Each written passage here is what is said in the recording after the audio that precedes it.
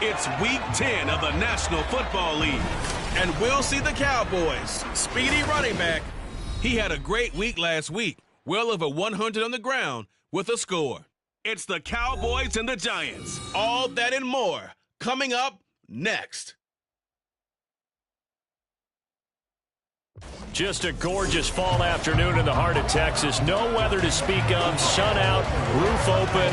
Yes, yes, and yes. A great day for football at AT&T Stadium in Arlington. Today, boy, what a matchup.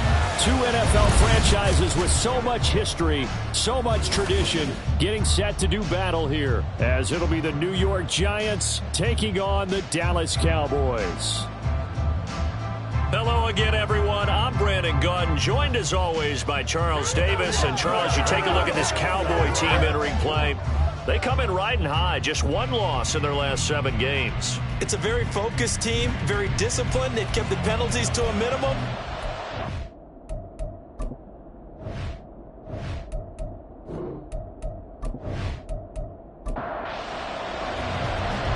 "22 men ready to do battle. It's time to dance." And we are underway from AT&T Stadium.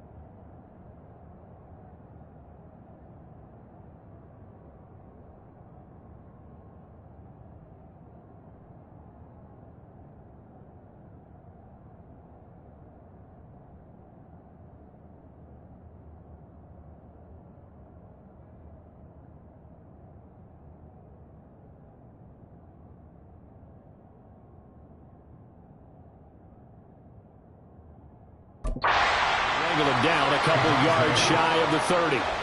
So the Cowboys ready to go on offense for the first time, and it is their now 30-year-old quarterback, Dak Prescott, who leads the way.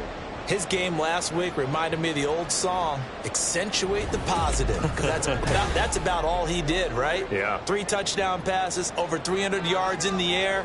Receivers happy. And they got the win. Got the win. If you're a running back that likes to catch passes, they're happy as well. Big-time game. And give him 6 yards here as he stopped near the 35 at the 34. And from the 34, here's 2nd and 4. At the 34-yard line. Prescott. He finds his man, complete. That's Ferguson. Pretty darn good, as you see right there on your screen. I'll echo that. Darn good. 2 touchdowns, right? And the ability to be in sync with each other, right? To understand that he's going to be where the quarterback expects him to be when the ball is thrown. Had a bit of a lane there, took advantage of it. Give him 7 there on the first down carry. From the 48-yard line, here's 2nd and 3. Now some movement before the snap. And we'll hear from our referee for the first time this afternoon. Expect this from the visiting team when playing indoors, but not the home team. They're supposed to get all the advantages, right? The home crowd's supposed to help them. They forgot where they were, perhaps. Prescott now. Firing quickly, but it's incomplete. You talk about this Giant defense. They enter play 1 from the bottom, number 31 in the league, Charles, against the run. And that's been an Achilles heel for them all season long, being able to play against the run, being able to slow teams down. But it's not just that. When you give up big chunks of yardage in the running game, it also opens up the passing options for the team you're playing as well. So typically, when you don't play the run well, you're getting hit in all phases. Give him 10 that time, escaping the danger, running with it, and picking up a first down. First and 10 at the 47-yard line. Prescott from the gun. And he'll be hit as he releases it, and that'll fall incomplete. The Cowboys at 7-1 now on the year. And they come in on a pretty good roll here. Winners of 3 straight. And I thought that they played pretty well last week. Their execution, their discipline, their resilience, all on display in that victory. And he will slide to a stop. He does have the first down. 17 yards on the pickup there. The drive will continue. This early in the game, it's all about making steady progress downfield, hoping to lead to early points. And you can do it with your actual play calls or sometimes something a little more improvised, as we just saw there. So the completion good for 7 there, and that'll make it 2nd down. Well, this defense for the Giants, they played really well in the win over the Raiders a week ago. This defense certainly has a lot to be proud of coming off of last week's game, because when you only give up 14 points in a contest, he's got a man complete. And his ball is caught by Lamb. Touchdown, Dallas. A great play there with touchdown number 7 on the year. And the Cowboys are on the board first here this afternoon. Well, these guys have won 3 straight ball games, and another good start to this one out to the 6-0 lead. and I've talked with so many different coaches, as have you, along the way, and they always talk about winning streaks and the mood of a team and how much easier it is to actually prepare during that time. Guys are sharp, guys are focused, everyone's feeling good, and we're seeing it early in this one. So after the touchdown, Aubrey now to kick this one away. Holmes going to opt against bringing it out, and they will begin at the 25. So now here are the Giants as they'll get their first opportunity here. Now leading them out, someone who's forged an excellent career as a 6th-round pick way back in 2011 from Virginia Tech, Tyrod Taylor. I like this guy, and the reason I do, he tends to stay on an even keel, doesn't let too much ruffle him. He will manage the game the way it needs to be managed, take what the defense gives him, and then he can strike at times. Had a touchdown pass. Yes, he had an interception last week, but he found a way for his team to win. Micah Parsons, he's the culprit, and that is now his 13th sack of the season as his great year continues. It may be cliche, but it is something that holds up over time, doesn't it?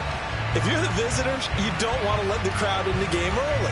Yeah, and that's exactly what they did there. But you said also this defense, they're going to give them a lot of looks like we just saw there, aren't they? They certainly are. They're a proud unit, and they're going to ride the momentum of this crowd with them, and that's why they got after them early. From the shotgun, it's Taylor. And the pressure gets to him again. Rashawn Gary, he's the one that drops him this go-around, and that pass rush getting strong here. Back-to-back sacks. 3rd and long. Taylor and company hoping to regroup after the sack. They'll look to throw here. He's going to launch this thing way downfield. And that will be incomplete. They weren't scared to let it fly, but it falls to the ground and brings up 4th down. I want to see this offense try to spread the field a little bit and utilize the outside 3rd of the field, especially against man coverage. But that time, the defense was up to the task, forcing the incompletion. No return, but it goes down as just a punt of 31 yards. And the Cowboys are going to take over in great position here with a 1st and 10.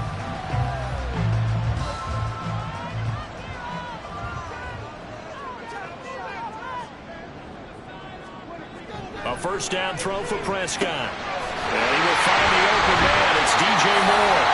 And he gets it inside the 35 and just shy of the 30. 10 yards there to start the drive, and just enough by about the length of the football for a 1st down. Now Prescott. And he'll go right back to Moore. Complete again. And they move this all the way down to the 9. Back-to-back receptions for him, and it's another 1st down. Someone sharp in this game. He had a touchdown pass in the first drive and comes right back, and he's flinging it around really well here. Really nice throw there to pick up the 1st down. You kind of just feel a laser focus and confidence about him, and I think we saw that this week, didn't we? Talking to him and the coaches, they felt good. And this is caught for a Cowboy touchdown. DJ Moore, a 9-yard touchdown grab. And the Cowboys are off to a 13-0 first quarter lead. Well, this has been a flawless start for them. They score, they get the stop, and they score again, Charles. Complimentary football at its finest. You just mentioned how they got it done. They scored. The defense got the ball back for them. They score again. That's the way you win ball games. The extra point up and good by Aubrey. And it's now 14-0. Holmes going to opt against bringing it out, and they will begin at the 25. So the Giants getting the football back here for their second drive. They find themselves in a good-sized hole here, and a good-sized hole early on in this game as they come up on first down.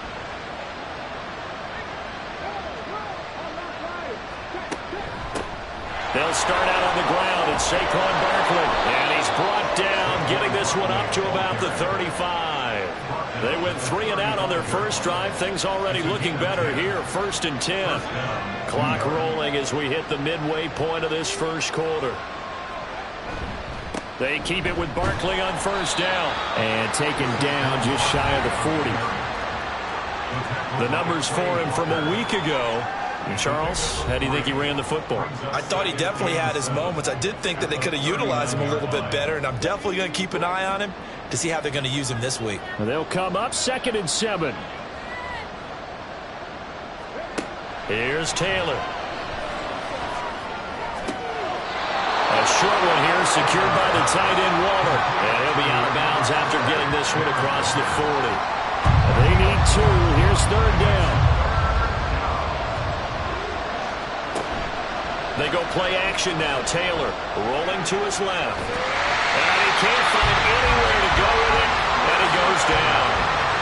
Micah Parsons. Now 2 sacks for him already here in this first quarter of play. On 4th down, here's Jamie Gillen on to punt.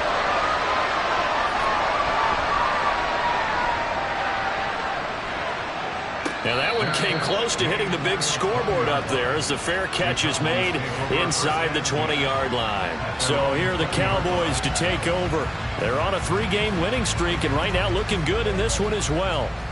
So Prescott and the Cowboys now with a 1st and 10 at the 20. They'll come out throwing here to start the drive.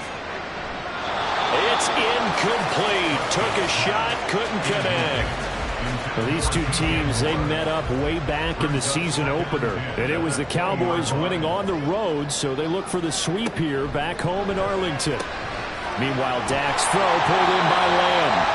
He'll be dropped at the 25 after a gain of 6. This now a 3rd and 4. Looking to throw. Prescott. Hard throw, incomplete. That might be the 3rd down stop that they needed because they've had a lot of trouble slowing down this offense in the first half. This might be their opportunity to get off the field. Anger is on to punt, and he gets this one away. On the return, Jackson. That'll be a 44-yard punt. The return goes for 8. And it'll be Giant football 1st and 10. Another drive coming up for New York's offense. They've shown precious little here offensively thus far as they try again with a 1st down now. Now it's Taylor. Open target here, Darius Slayton. And able to get this one across the 45 before he's brought down. 1st down, Giants. Now Taylor on 1st down. And this one is incomplete. Against a team coming off a win just as your team did the previous week, you talk about being physical all game long. Sometimes being physical is just being on the spot and helping force the incompletion. It's just a gain of a couple there on the scramble, and now it's 3rd down. And that's an early scramble that can be viewed positively by either side. From the offensive point of view, it begins to establish it as a possibility to keep it on certain plays. And defensively, they avoided giving up a huge play with one of their first tests in containing a quarterback on the run. And he will have a Giants 1st down as they're able to get the 3rd down conversion. And the tight end is certainly a position built to move the chains because they can control space underneath. If they've got good hands, then, of course, they're a dynamic target. But one other thing is they're right in the sight lines of a quarterback on just about every play, and that makes it easier for the quarterback to pick him out and deliver. And they'll wind up getting this one all the way down inside the 20. 23 yards on the pickup there and a first. Well, partner, I have to say they called him in the right defense there. Nickel set, fifth defensive back on the field, and they love to run against that because now you typically get a bigger blocker on a smaller defender. Yeah, because those DBs like you, they want the interception. They're not as worried about the running play, right? Not at all. I still remember being in school, and one of my offensive line teammates used to say, boy, I'd love to come downfield and hit you little people. Good run there. Now, I know it's an emotional game, Charles. You can't do that. And when you get into your film sessions and you argue your case with your coaches, that's exactly what they say at the end. You just can't do it. It costs your team. After the penalty, they go with Barkley. He gets him a little bit closer. He takes it from the 6 inside the 5 to the 4. All of a sudden, those lanes that were there earlier in the drive dry up near the goal line. That's a good job defensively to diagnose the run and stop it for a very short pickup. And he is in. Touchdown, Giants. Saquon Barkley hitting double digits with his 10th rushing touchdown on the year. And the Giants...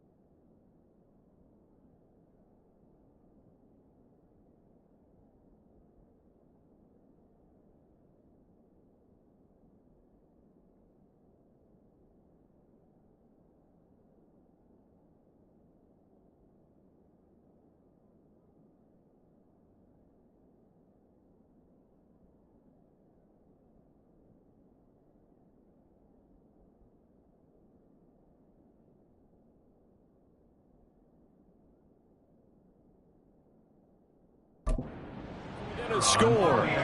Extra point attempt here still to come.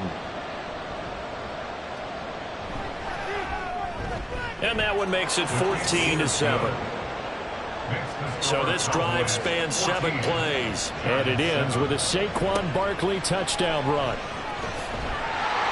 And he's up across the 25 and down at the 28. The Dallas offense back out onto the field.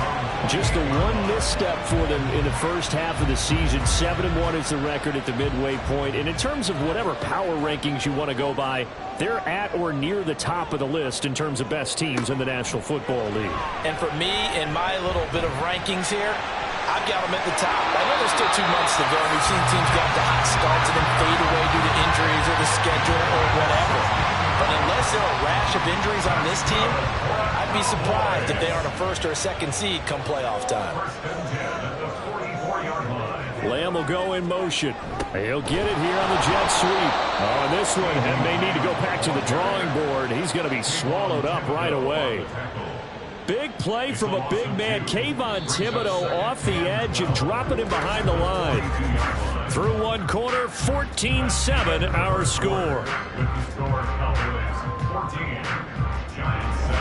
Start of the second quarter, and it's the Cowboys in possession. as they've got it 2nd down and 12. Here's Prescott. That's caught. Puka Nacua. And they're going to have another first down as the tackle's made at the Giants' 38-yard line. 19 yards to pick up there. Move the chains. Good strong throw and catch right there. And so far in this game, the alleys have been open for them to get completions, and they're taking advantage of it. So the drive takes them into Giants territory now. 1st and 10 at the 38. Throwing. Prescott. Over the middle, complete. It's Ferguson. And they wind up getting this one all the way down inside the 20. A well-executed 22-yard gain.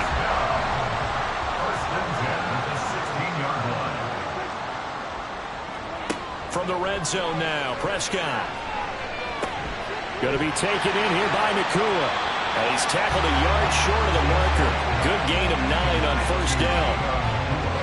Here's 2nd and 1 now from the 7. Brings up 2nd and a yard at the Giants' 7-yard line.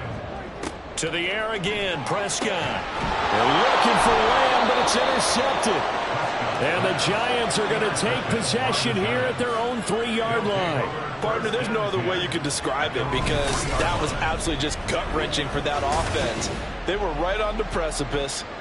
Points were available. All they had to do was just fall forward, and they were going to put them up on the board. Instead, a long drive ends in heartbreak and a melancholy trip back to the drawing board. How you like it when I go a little bit lyrical for you?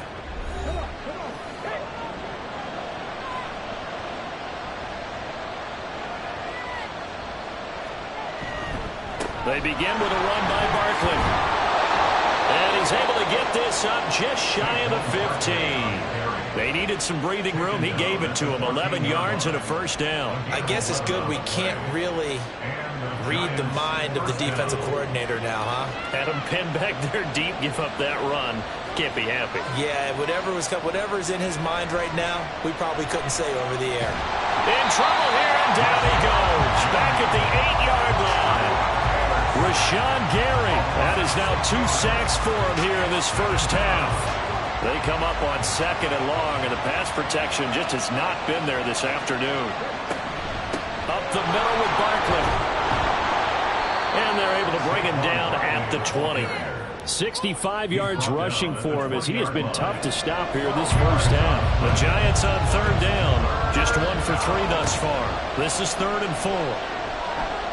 Taylor hit. He lost the football. It's picked up by the Cowboys. And it won't count for 6. He's brought down, but inside the 5. 1st and goal at the 4-yard line. That feels like an accumulation of the pressure we've seen all game. I mean, he's been on the turf a whole lot because of sacks. Eventually, something else happens as well, and this time it was a turnover. Yeah, caught up to him. So out come the Cowboys now as their offense gets set to take over. And they look to cash in. Excellent field position. 4-yard line, 1st and goal. And he is into the end zone for a Cowboy touchdown. Taking it in from 4 yards out. And the Cowboys are able to strike quickly to add on to their lead. They go I formation. Fullback leads the way for the touchdown. Sort of a lost art, isn't it? It really is, but sometimes when you're able to bring it back and use it against other teams, they're not prepared for it. They haven't seen it in a while, and now you gain an advantage, and we just saw that advantage result in a touchdown. Play is under review. The thing that they'll be looking at is a spot of the football, and this is always such a tough one for officials to get exactly right. Not just because of how fast the game's going, but just trying to get the right sight line to the football. That's not always easy. We'll see what they decide here.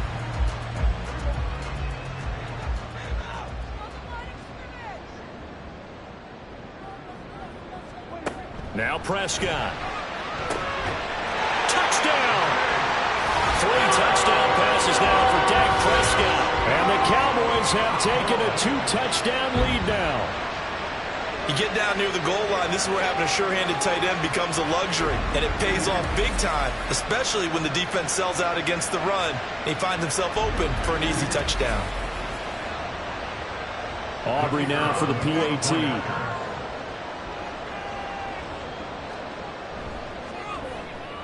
It's good, and it is now 21-7.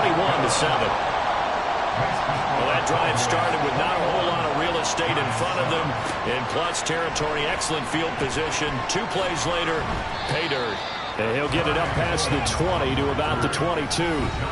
Saquon Barkley and the Giants offense set to kick off their next drive. And I'm wondering if maybe they don't go away from him on this drive a little bit. He's been great, but they haven't scored a lot of points. I think they still have to show him as a threat. Make sure he touches it a few times. But as you pointed out, use him as a decoy a little bit and get the ball in the hands of some other people in order to put more points on the board. But he's done a really nice job of establishing them with his running. Yeah, he's established himself well. Now can they put more points up? One play has him to the 37 here for 1st and 10.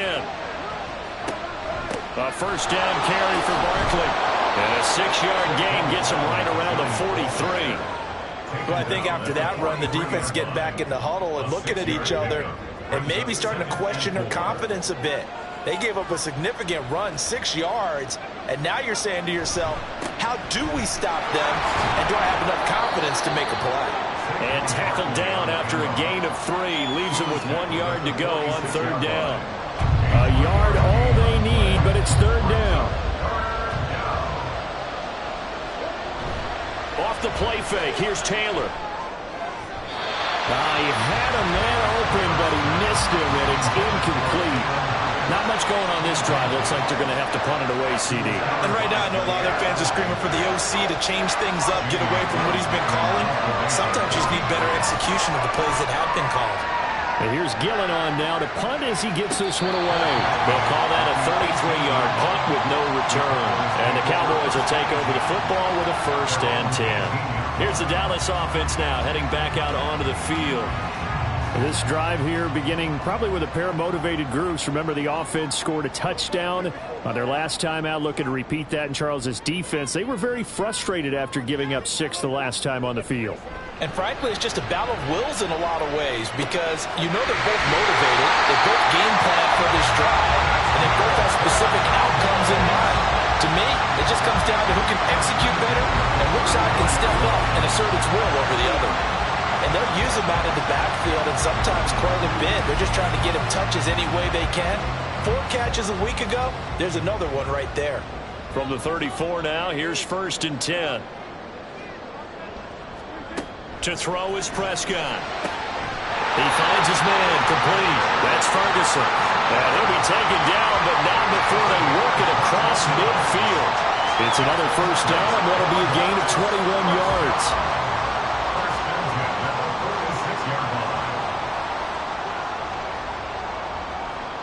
Prescott to throw it. Going right back to Ferguson. Will go down as a gain of 6, and it'll be 2nd down. Number 6 brings up 2nd and 4 at the 40-yard line. Play action now. Prescott. Got his man complete over the middle. It's Moore. And they're going to have another 1st down as the tackle's made at the Giants' 28. It's a gain of 12, and the Cowboys pick up the 1st.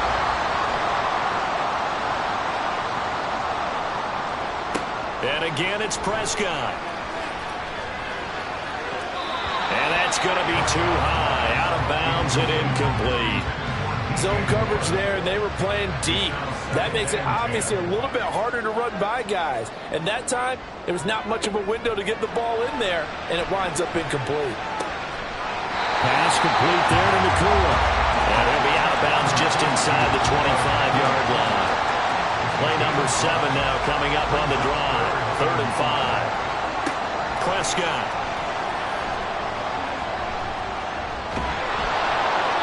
And he'll just toss it away. So he throws it away, and that brings up 4th down. I see the surprise in your face there, partner. That is a rare incompletion from him. He's been on point this entire game. He has percentage completion-wise way up. Not that time. And his kick here is good. And they will open things up a bit more. It's 24-7. So 3 points there, and they continue to build this first half lead. Yeah, every little bit helps. And the more that you can put together drives and start controlling the tempo, controlling possession, finishing with points, the better off you're going to be. And makes it across the 20 as his guys will set up shop at the 23-yard line. The offense takes the field, and we turn our attention to Saquon Barkley. Now, the ground game's been good, but they're losing here in the second quarter. Can they use that ground game maybe to work the air attack a little bit more? I think so, because now you can throw play action off of being able to run the ball effectively. And oftentimes you might want to just swing your back out of the backfield, get the ball in his hands in open space. And just don't get totally away from running it, because some of these runs now, they may pop bigger as the game goes along. Yeah, they've been good with a run so far. And he will go down. A Cowboys sack. Micah Parsons. Who else? He's in there for his 4th sack of the afternoon. 3rd and long. Taylor and company hoping to regroup after the sack. He'll look to throw.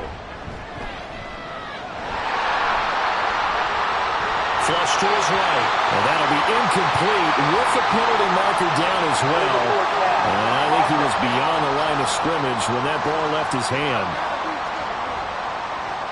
So since that last play got nothing, they'll go ahead and decline the penalty, and that forces a 4th down situation. Jamie Gillen now on to punt.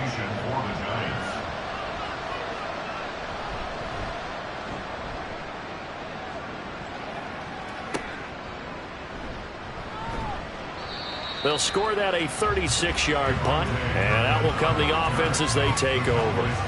Dallas offense set for this next drive. And they're not going to play this conservative, I don't think. They had the field goal last time, and they're up, but they're looking to put a drive in the end zone. Oh, I agree with you totally. No one goes out on the field and says, all right, let's just settle for 3, except in certain situations, trying to ice the game, that sort of deal. Most of the time, it's end zone, and that's what you're thinking, and I believe that's exactly what they're thinking as they begin this one. Yeah, no quarterback ever goes out there saying, hey, let's get 3, right? Not one that I've ever met. Prescott now. And this one's incomplete. Had an open man that time, but ended up putting a little too much heat on it, don't you think, partner? Absolutely. Just needed a touch more air under it. Instead, he fired an absolute bullet. On play action, Prescott. He's going to get this one out to his fullback. And he'll lose yardage on the play back at the 45-yard line. And look at this. It's a fake. And this is incomplete. A huge gamble, and it does not pay off. They fake the punt. It doesn't work out. And the Giants are going to get the football back. Saquon Barkley and the Giants offense set to kick off their next drive. They're behind in the first half here, CD, but it's not through any fault of their running back. He's had a strong start to this one. And you're right about that, partner, because watching him play, you would think that his team is in the lead. He has been a lot of fun in this contest. Now let's see if they can actually make something happen, put more points on the board behind his efforts. Yeah, I'm curious to see, Charles, if they can play complementary football and get that passing game going as well. These guys have punted 4 times already, and they're staring at a 5th, barring a conversion here on 3rd down. And he can't find a receiver, and he's brought down. Now the Cowboys going to burn the first of their timeouts as they'll head to the sideline and talk over what to do next. And a fair catch signaled for and taken just outside the 20-yard line. It's just a 32-yard punt with no return. And it will be 1st and 10 as they take over.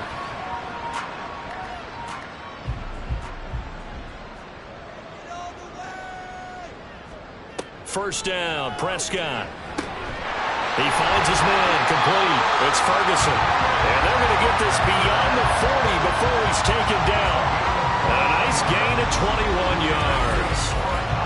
Certainly no settling into the drive there. They came right out on their first play and attacked the middle of the field for a big gainer and a 1st down. One play has him up past the 40 already, and another 1st and 10. Here's Prescott. Over the middle and into the hands of his receiver Moore. And they'll get him down as he's inside the 40. Another 1st down, this time on a gain of 19. Cowboys, 1st down. 1st and 10 at the 38-yard line. Now Prescott. Over the middle, hauled in by Lamb.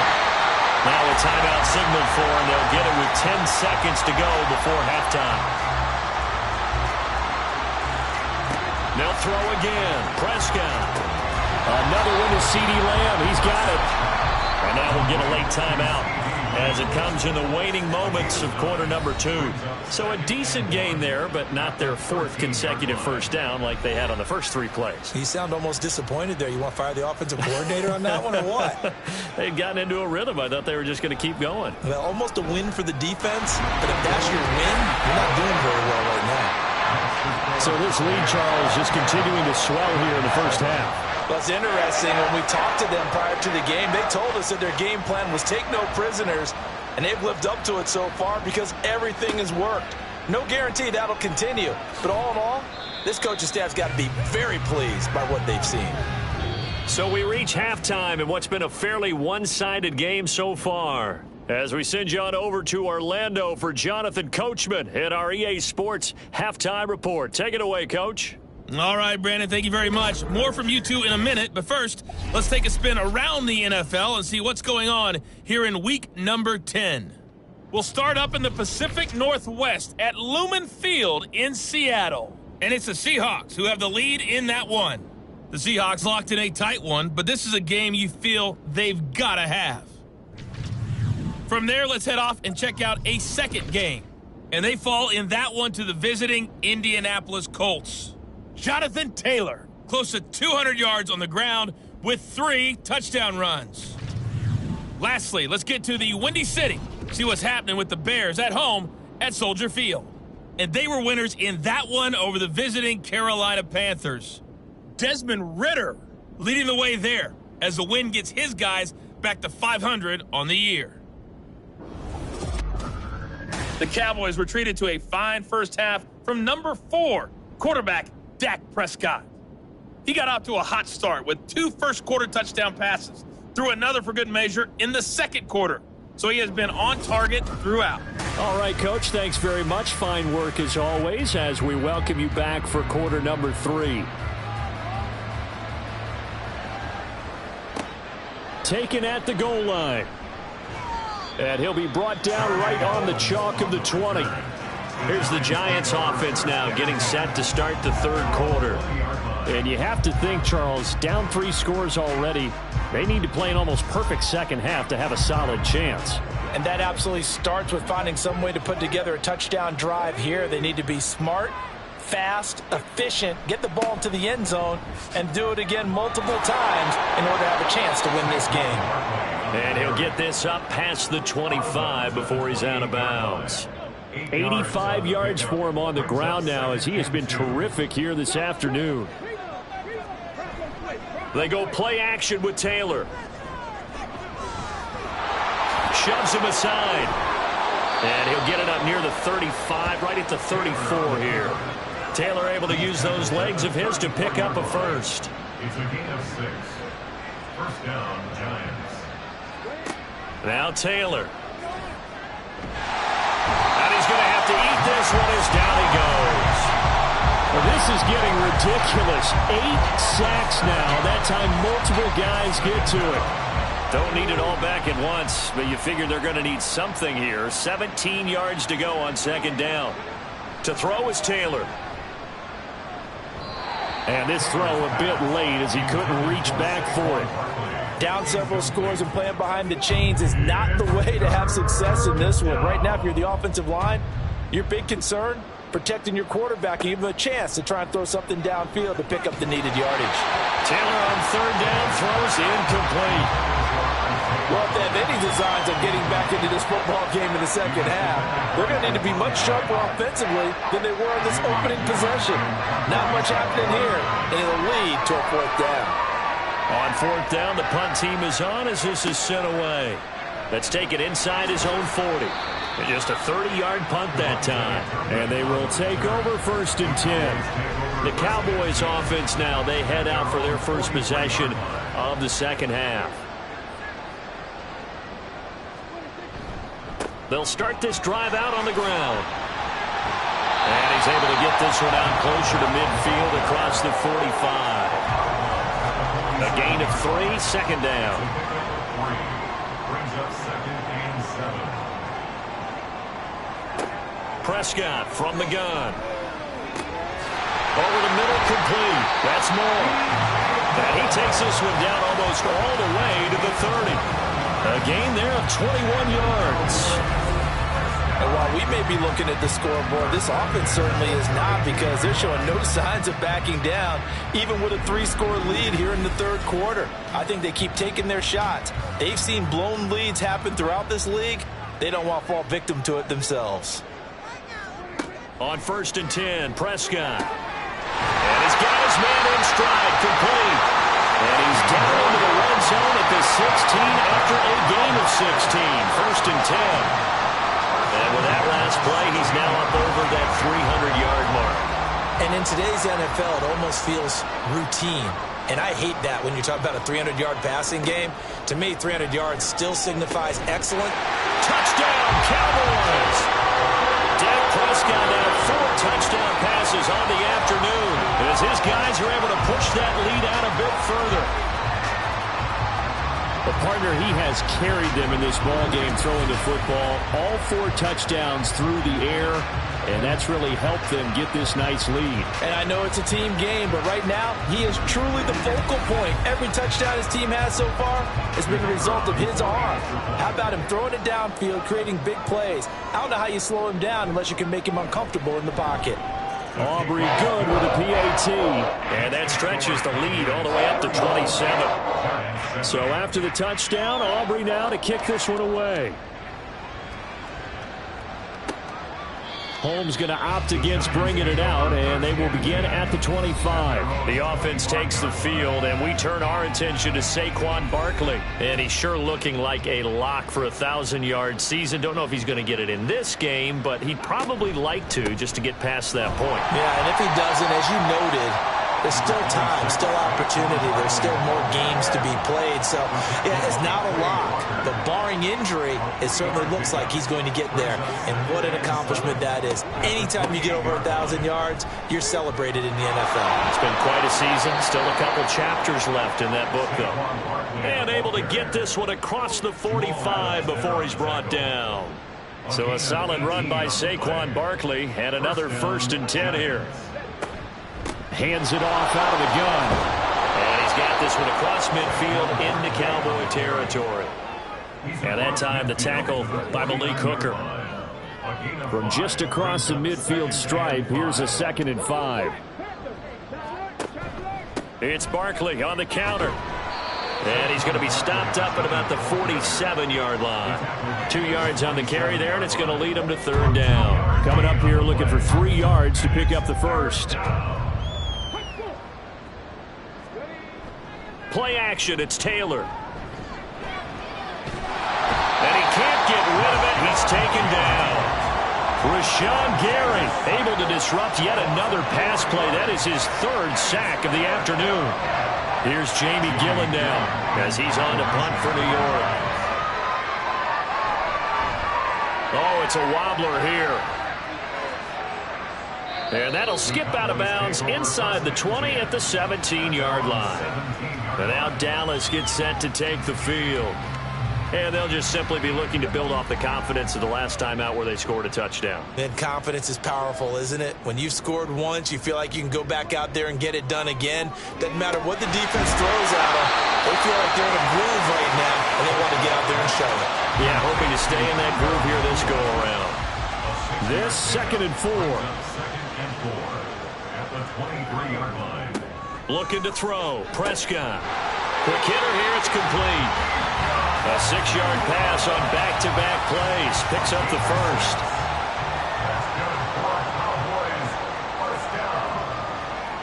1st and 10 at the 29-yard line. One back in the backfield. He'll get the carry. And this is going to be a Cowboys first down as he's got this up to the 40-yard line.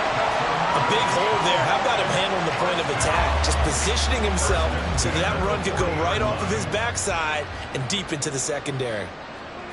A first down throw for Prescott. Firing quickly here, and that's complete. And he'll be taken down, but not before he gets into enemy territory. So 1st and 10, and if they score on this drive, might have to start digging in our second half blowout material. Here's a give up the middle. He'll take this to the 46.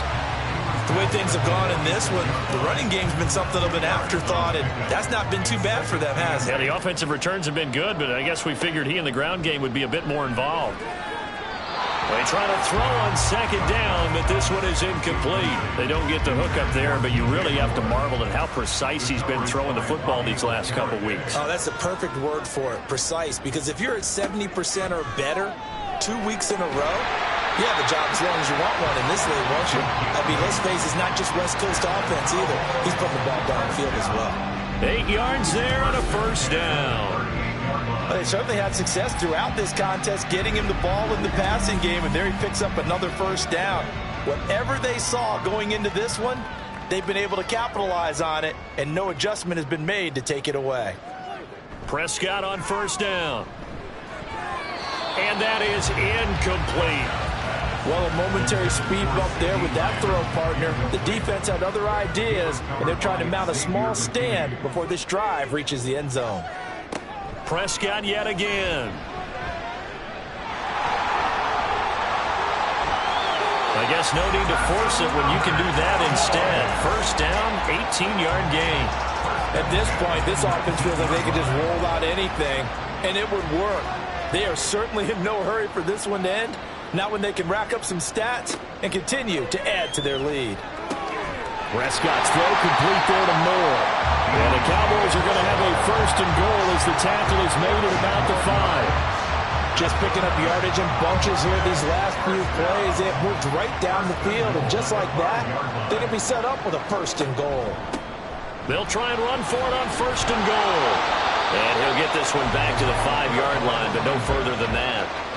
No gain on the play that time, and it sets up second and goal. No gain on the play. Leads to second and goal. At the 5. And they'll keep leaning on the running game. Back to the ground. And the hole closes quickly here. He can fight only to about the 4. Third and goal as they look to pour some more salt in the wound. It's now third and goal. Here's Prescott. And that is caught. Touchdown, Cowboys. Puka Nacua from 4 yards out. And the Cowboys have got it on cruise control. Boy, another score. This lead gets even bigger. And, Charles, we haven't even hit the fourth quarter yet. Well, forget the deficit, right? They're really not going to cut into that a heck of a lot. But how can they get out of here with some dignity? Can they get a stop or two? Can they make a play on offense themselves? Anything to start to feel better about what's happened to them here in this one. So after the touchdown, Aubrey now to kick this one away. This fielded right at the goal line. And he will be brought down here inside the 20. Good coverage as he's dropped at the 17. And New York set to take the field. Well, we're still in the third quarter, so there's some time to kind of clean this up and make it look more respectable now. A win, that's probably gone out the window, Charles, but I don't know. Taylor hit. He lost the football. Holding offense.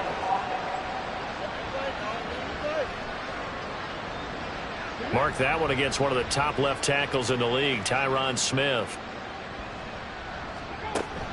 A give to Barkley out of the gun. And a short pickup here as he'll get across the 10 to the 11-yard line. It's a gain of 3, and it'll be second down. Brings up second down. They'll run it again with Barkley. A beautiful fake. And down he'll go at the 25. They get 14 back, but it leads now to a third down. So they'll get a little extra time to come up with his third down play as we've played 3 quarters. We'll return with more after this break. You're watching the NFL on EA Sports. The Giants on third down. A pretty anemic, a very anemic 1 for 9 thus far. Here it's 3rd and 2. Pass taken in by his big tight end. And he will have a Giants first down as this defense unable to hold. It's a 7-yard gain there on 3rd and 2. On first down, it's Taylor. And Waller taking it in over the middle. And they'll get it up just short of the 45 at the 44. A pair of first downs gives him a 1st and 10 up at the 44. Taylor. And he'll get this underneath, dropping it off for Barkley. And he'll be brought down right at the 45-yard line. Ball spotted at the 45. Here's a 2nd down and 9. Now it's Taylor. Short throw, going to be caught by Waller. And he's going to have another 1st down here as the tackle's made at the Cowboys' 43. They give him 13 yards there on the play and a fresh set of downs. Again, it's Taylor. Well, this will be caught. It's Isaiah Hodgins. And he's going to get a solid gain of 9 before being brought down. 2nd and right at a yard. Just need a yard here. 2nd and 1. Out of the gun, it's Taylor. Toward the sideline, and he will have the 1st down as he was able to keep the feet in bounds. First down, Giants.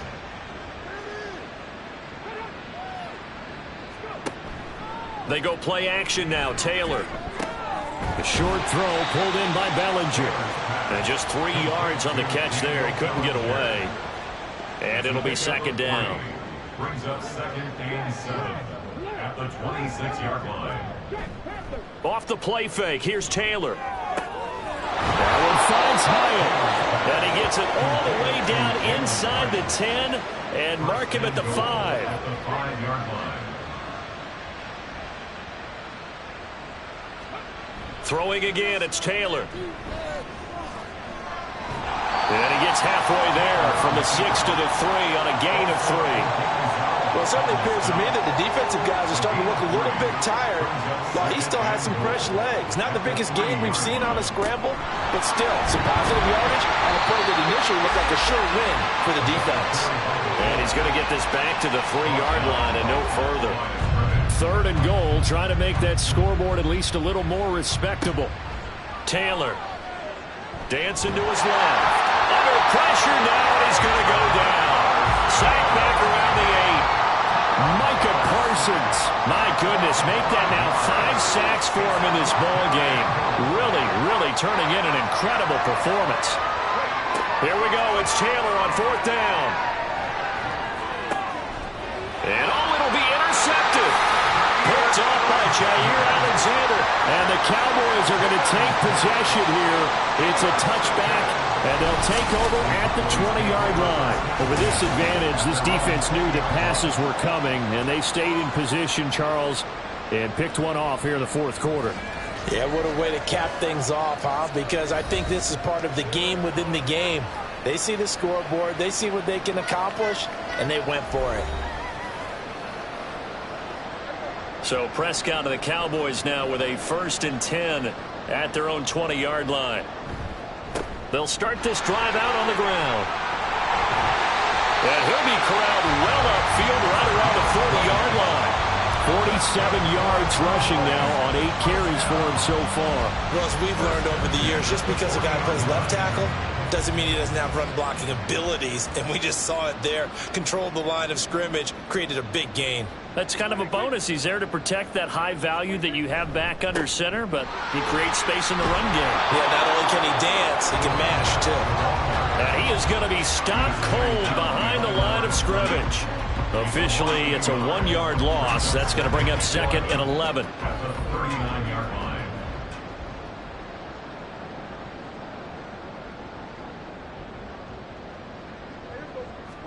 Prescott to throw it. A short one there, taken in by Ferguson. Calling a gain of 6 on the play, and it brings up 3rd and 5 now. They'll need 5 on this play to move the sticks.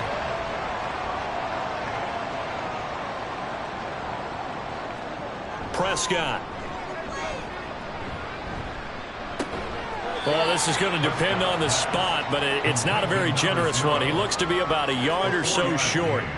They'll give him 4 yards there, and that's going to make it 4th down. So much about offense is what you call hidden yardage. You know, you throw the ball to someone, they catch it, and then they can make a big play. You know, they create a play, run after catch. They did a really nice job there of limiting that and keeping him from a first down. They stopped him in his tracks.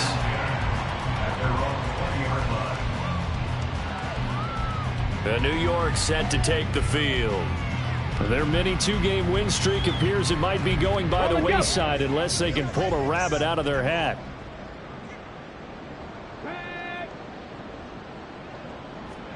Try to shake off the interception. He'll look to throw. A short one here secured by the tight end Waller.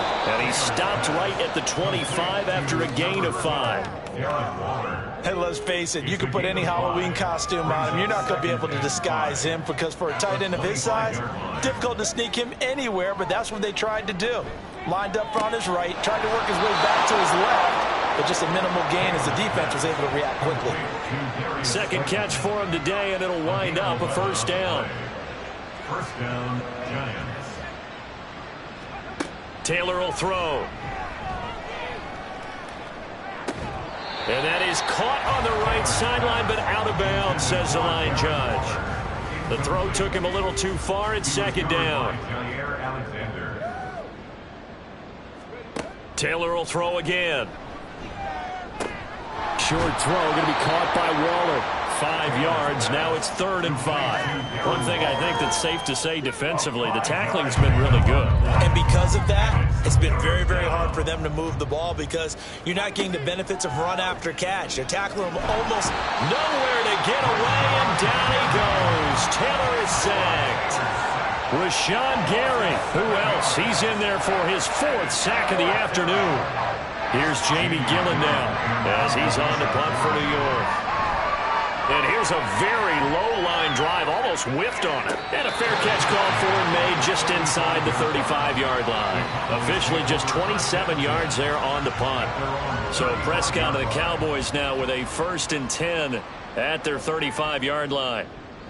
They'll bring the tight end in motion right here. They'll start on the ground here on first down. And they'll get him down after a pickup of 8, 2nd and 2. Brandon, I've got to think this offensive line has got some smiles on its faces. And I know it sounds crazy, but they practiced for this back in training camp. They knew they'd be in situations where it'd be extra defenders in the box coming after them, trying to keep them from locking down a game. Right now, they want to show the world they're up to the challenge. Now a fake on the jet sweep, and they'll instead run up the middle. And he'll be taken down at the 46-yard line. 4 yards the pickup, first down.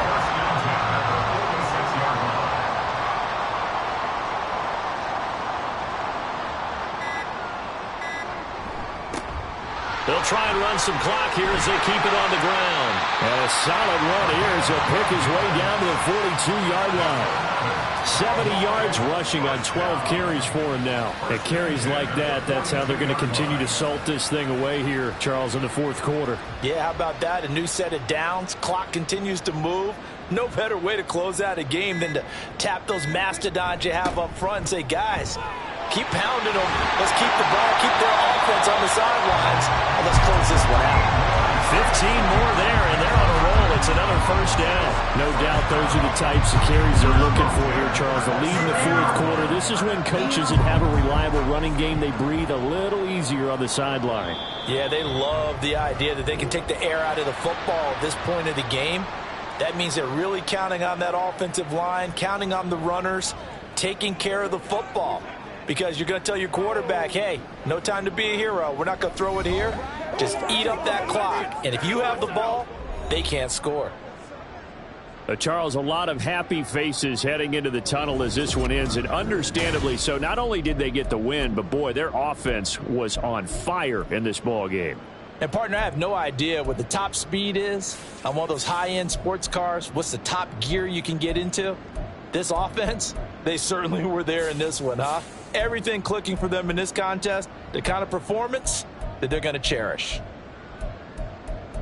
So for Dallas, they're setting themselves up as a major contender as they move to 8-1 now on the year. And they will hit the road next week to take on the Carolina Panthers. Meanwhile, for the Jets, add another loss to the pile as they drop to 2-8 now on the year. And they'll try to rebound next week on the road in Washington. And for Charles Davis and our entire crew, I'm Brandon Gaudin. You've been watching the NFL on EA Sports.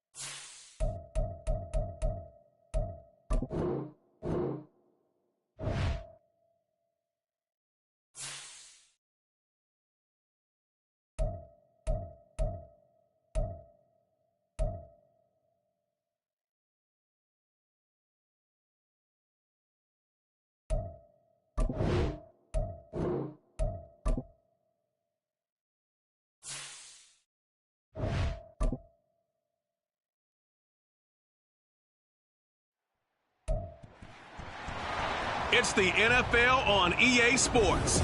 All eyes are on Jamar Chase, who's closing in on 1,000 yards receiving on the year. It's the Bengals and the Texans, next on Madden Football.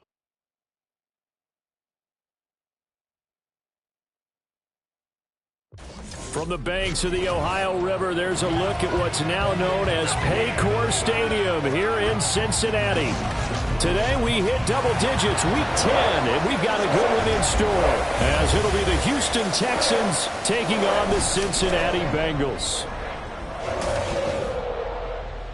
Hi again, everyone. I'm Brandon Gaudin. To my left, Charles Davis. And Charles, you focus on this Bengal team entering play. They come in following a loss last week that ended their win streak at 7 games. And they had good fortune throughout the entire streak, but it dried up on them in the last game. Meanwhile, for our visitors, the Texans, they come in feeling good after back-to-back victories.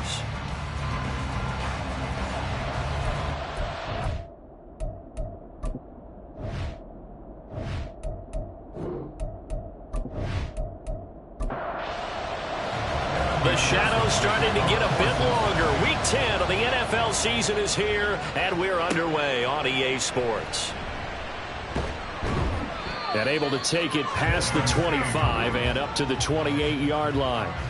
So here are the Texans now with a fresh face at quarterback, the second overall pick from Ohio State, C.J. Stroud. In only 2 seasons, Stroud showed all he needed to at Ohio State. All-American, Heisman Finals, program records galore. He looks every bit like the #1 overall pick. He went #2, but Houston is thrilled to have him. Past the 45 before being tackled. An excellent way to start the drive there, 18 yards. Good job there. Pretty simple. The hole was created. Runner just darted right through. Yeah, that's the kind of play teams are looking for to have some success early in a ball game. And if you're an offensive play caller, you mark that run down. Make sure you keep coming back to it throughout the game until they stop it. The numbers on the ground for Pierce last week. 19 carries, 82 yards, and a touchdown. How about we shine a little spotlight on the offensive line? Those big guys up front are creating nice space, nice gaps for them to run through. I think he's going to go for over 100 yards in this game. On second down, here's Pierce. And nowhere to run on the interior of that defensive line. He'll get back only to the line of scrimmage. They'll see about converting this 3rd and 8. Stroud off the play fake. Oh, his first throw of the game going to be intercepted. Chidobe Awuzie with a pick. And the Texans are going to get possession here as they force the opening drive turnover. So the yellow flag came out, and that leads to a new set of downs for this offense. 1st and 10. Throwing now is Stroud. A quick throw there is incomplete. Well, they've got man coverage on the outside, and my scouting report on these DBs tells me that they love to take matters in their own hands. They want man coverage, not zone. And there was good coverage there that forced the incompletion. Another throw on second down, and this one incomplete as well. Well, so far on this drive, they've done some good work. They forced incompletions on 1st and 2nd down, bring up 3rd and 10. That brings up the big question. Do they bring pressure, or do they play coverage on this down? And he's going to go down. He's sacked back at the 24. The Clemson product, DJ Reader, got in for the sack. So on 4th down, Texan kicker Kaimi Fairbairn comes on. And this one a 41-yard attempt. Fairbairn able to put this one through. And it's now 3-0 Texans. So the interception set him up with terrific field position, but 3 points, the end result. Yeah, we can make this one pretty simple, partner. You always want to end drives with points, but that's one that you're going to look back on and probably say, we should have done better there. Charlie Jones now from his end zone. And he returns this to the 22.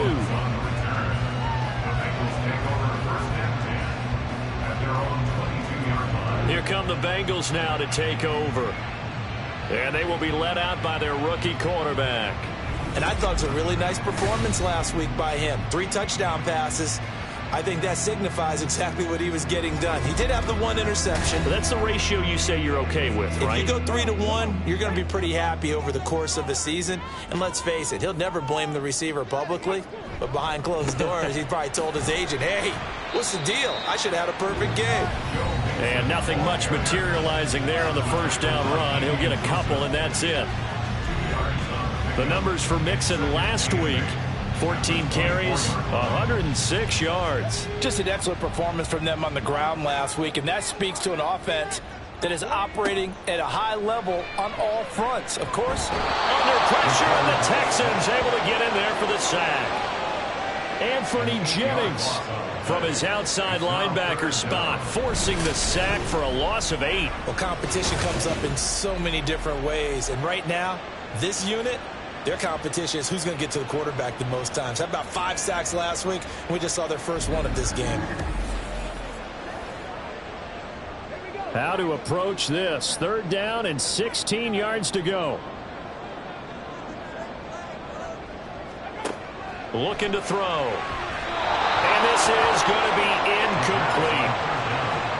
that was their first 3rd down try of the game, and clearly something was off in the execution of that play. Good news, they've got a whole game left to clean that up and start clicking on those key 3rd down throws. And the win last week punted 4 times as this one's away. On the return, it's King. A nice return there of 11 to help mitigate a good punt. And the Texans will take over with a 1st and 10. Houston's offense taking over again. Still in the first half, but this offense has struggled. Haven't really been able to get anything going, not only in the points category, but in the yards category. We'll see if they can do better here on this drive. On the ground, it's Pierce to begin the drive. Yeah, he will go out right near the 35-yard line. This drive starting off on the right foot, 18 yards. Well, they came into this game saying it was important that they set the tone and show that they can run the football. And I believe that they've done that here in the first quarter. First down, they go right back to Pierce. And he is met in his tracks behind the line of scrimmage. He'll lose a yard there, and it's 2nd and 11. You talk about this Bengals defense. They were terrific last week against Buffalo in that victory. And what I saw on film was nearly an unstoppable pass rush. They had 5 sacks last week, plenty of hurries. So now do you just max protect on offense, keep everyone in, and run, 1 or 2 receiver routes to make sure your quarterback stays up? We'll soon find out. They'll come up facing 3rd and 5. Stroud.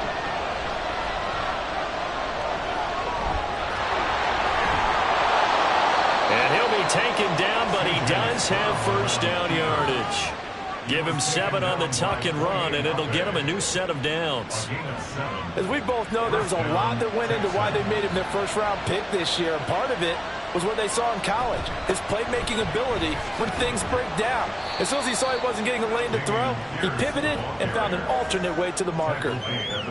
2 yards on the carry there. It'll be 2nd down. Counting down toward the midway point in quarter 1. And Pierce gets it again on 2nd down. Oh, fine work there as he gets this thing down to the 11-yard line. 49 yards now on the ground on just 7 carries. Now a 1st and 10 at the 11.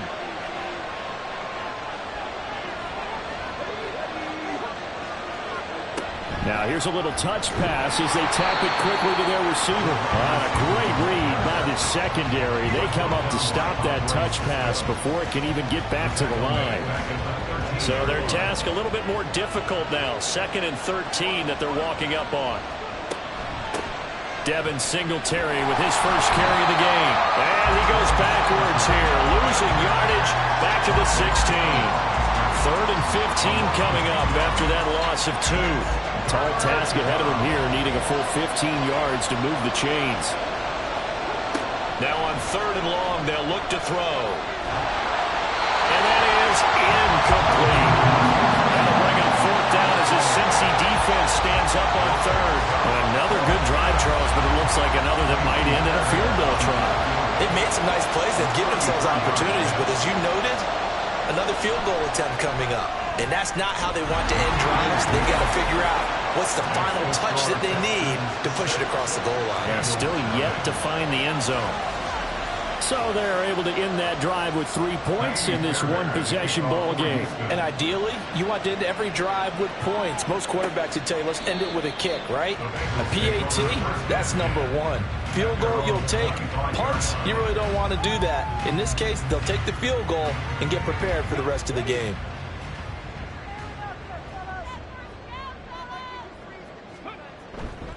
Here's Joe Mixon as they start on the ground. And he can only manage to get a couple. 2nd and 8 coming up. Well, this defense for the Texans, they were terrific a week ago in that victory over Tampa Bay, Charles. And no matter what's done throughout a ball game, it always comes back to blocking and tackling. That's the essence of football. But I think it's hard for people to understand just how difficult it is to tackle, especially open field. Very few missed tackles on tape that I saw last game. This team does a nice job of getting their opponents on the ground. Work in the middle of the field, and he's got a man complete. And he is going to have the Bengals first down as they're able to get the 3rd down conversion. Well, they use him a lot out of the backfield. He had 5 catches a week ago, and he makes another catch here for good yardage.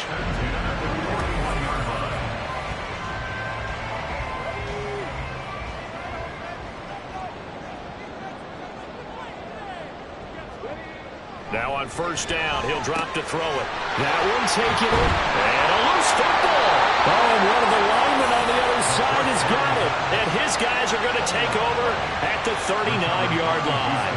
A lot of talk this week about ball security. In fact, they added an extra period in practice to be more secure with the ball. It didn't work out there. Well, sometimes you just get overexcited during the game. You may all of a sudden make your catch, see some open field, and decide you're going for it, and not realizing that danger lurks while you're doing so.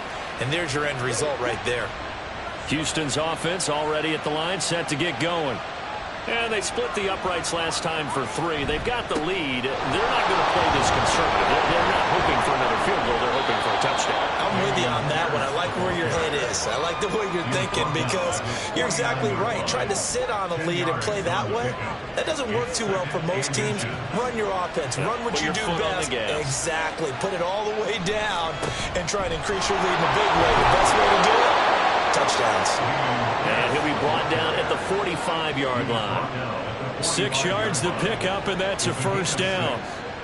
And the Texans first down. Play action. Stroud now. And his throw here's incomplete. He was waving his arms, wanted the football, but he dropped it. And that reminds me of a story you told me from your days at Tennessee. We don't need to mention the other guy's name, but when he dropped an open pass that you blew coverage on, what did you say to him? Yeah, it's really not right since I blew coverage, but since he dropped the pass, I said, well, maybe next time he'll just walk it out here and hand it to you. Would that be easier? He wasn't real thrilled with that answer. Cold-blooded. Cold-blooded. From the 34 now, here's 1st and 10. Stroud sets up the play action. This is caught. It's Brown. Touchdown, Houston. Noah Brown, his 3rd touchdown now on the year. And they are able to add on to their advantage. Great corner route there. Not only able to catch it, turn it upfield, and get into the end zone. It usually involves a little bit of an extra move, doesn't it? You've got to get them thinking that you're moving to the middle of the field, and you're breaking away to that corner. Boy, that was well executed. Kaimi Fairbairn on for the extra point.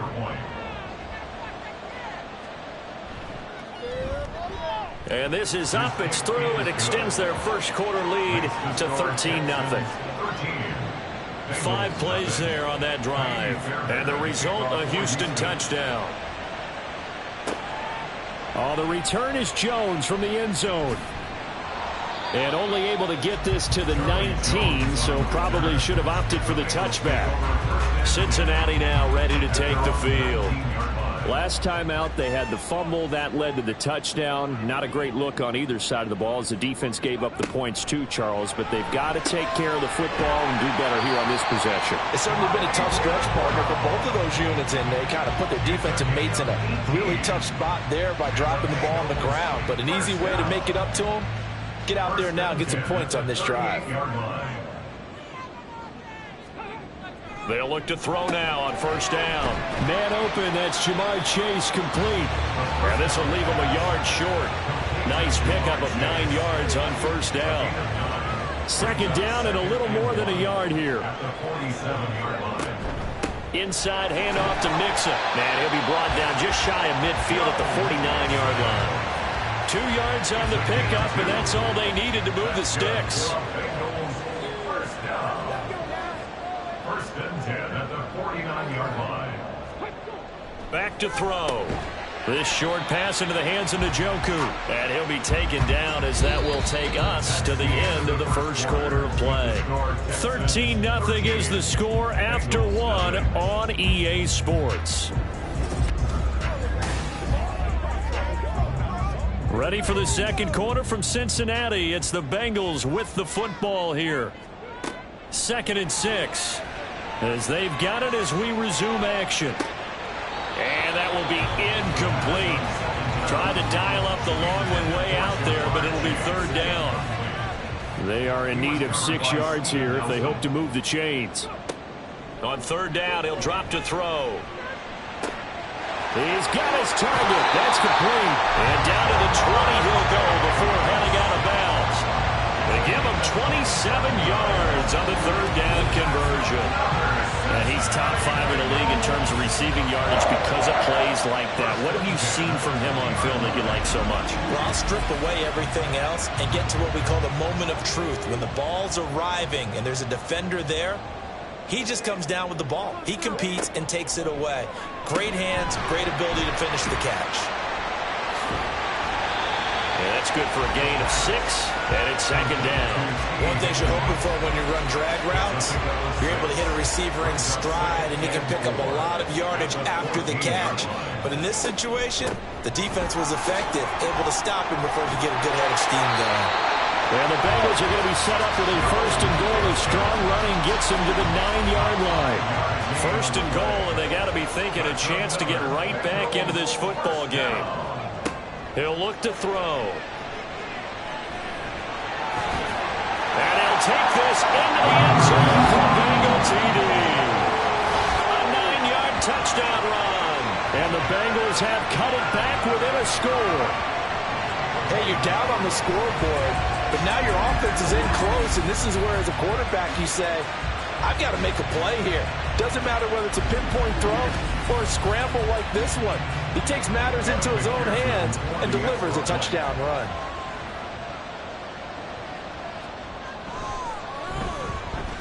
Extra point by McPherson, up and good, and it's now 13-7. After the touchdown, McPherson on to kick this one away. And it'll come out to the 25 as King opts for the touchback. Dameon Pierce taking the field with the rest of the Texans offense. And he's well on his way to a 100-yard game. He's already more than halfway there. We're only in the second quarter. And what I've always loved about running backs is they'll tell you, I had no idea how many yards I had. Right. Those guys have an innate sense of where they are in a ball game and how many yards they've accumulated, because you know they're always working towards 100. He's been working well towards 100 here. Here's 2nd and 7 now from the 28. They go again with Pierce. And he is met at the line of scrimmage, and he goes down right there. No gain on the play, and it's going to bring up a 3rd down.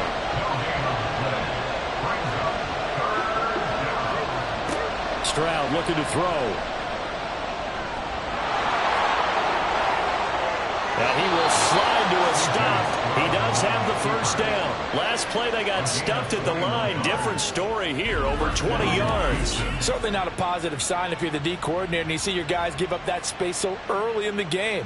3rd down, that's when the clamps are supposed to come out, but his ability to create things with his legs makes things difficult.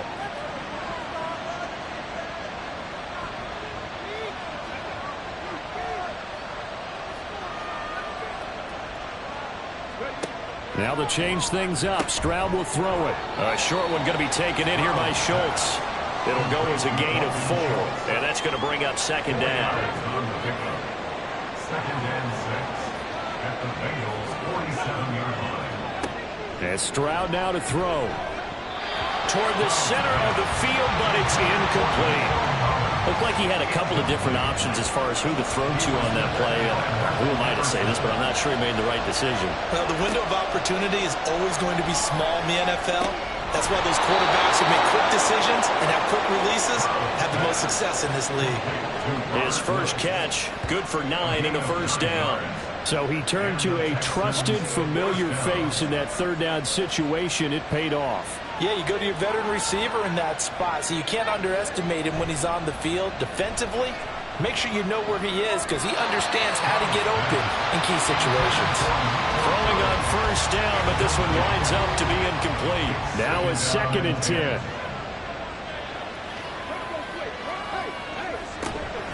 A run for Pierce out of the gun.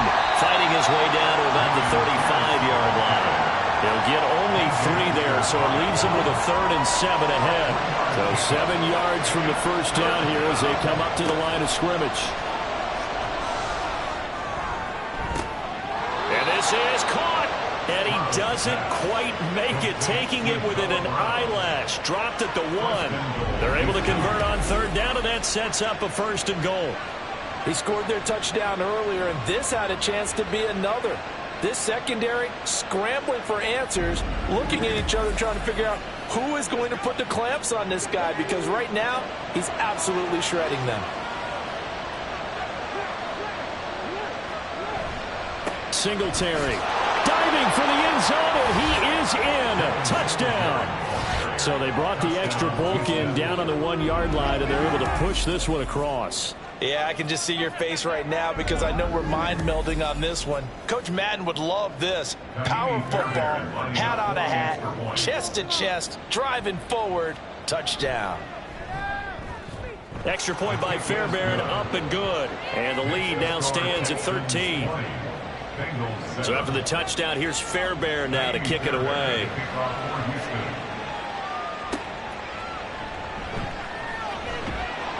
And able to get this across the 20, but not much further as he's dropped it to 23-yard line. Jamar Chase hoping to be at center stage yet again as the offense returns to the field. And the previous drive put him up over 1,000 yards for the season. So now it's what you like to refer to, my friend, as gravy time, right? It is. I mean, he's done it, right? He's accomplished the goal. So the good players, they relax a little, they bask in it. They think this is, okay, we've done what we set out to do. The great players decide to push that number as high as they possibly can. I don't expect him to have any let-up in his game the rest of the way. Great thing if you're on the opposite side. He's such a weapon. He just opens things up for the other guys around him. Yeah, if you're the opposite receiver, you should expect a few passes to come your way, too, because I've got to kick coverage in his direction. Now here's a pass on first down that's knocked away and incomplete. The Bengals at 7-1 now on the year, and they've been cooking these last couple months. Winners of 7 of their last 8 games. And as much as we hate to play this game, you know I'm going to do it anyway. Extrapolate that over a full season. What does that come out to, partner? 14-2. And anyone in the NFL, they'd sign up for that record, that's for sure. 12 yards there as they keep this drive rolling. It's another first down. First and 10 at the 43-yard line. Again, he'll drop to throw. He's going to have the hook up here to Chase.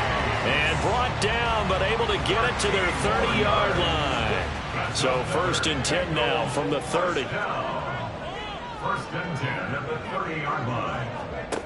They'll stick with the passing game as he looks to throw. So the completion good for 6 yards. And that'll bring up second down. A 6-yard pickup brings up second and 4 at the Texans' 24-yard line. Back to throw again. Throwing over the middle, and it's incomplete. With a rookie quarterback out there, you're definitely going to find out how he handles adversity because this one so far hasn't gone according to plan. He's got to fight through it and show him what he's made of. They'll look to throw again. This short pass into the hands of Njoku. And oh, he's just going to be short here, barely. Maybe by a half a foot. It'll be 4th and inches. So on 4th down on is Evan McPherson and the Bengal field goal unit. Right hash, 37-yard attempt. McPherson's kick is good. And that cuts into the deficit. It's now 20-10. So they're content to take the 3. Somewhat of a conservative call. They're opting not to go for it on 4th and inches. And that's from a team that you and I know is not usually playing it close to the vest. It's a little bit of a surprise that they opted for the 3 instead of going for it. King going to look to bring it out. And they'll get him down right at the 25-yard line, so the same result, and he opted for the touchback. Offense back out there along with Dameon Pierce. He's been good. His guys are winning. So far, the recipe working here in the second quarter. And he doesn't like to just tote the rock.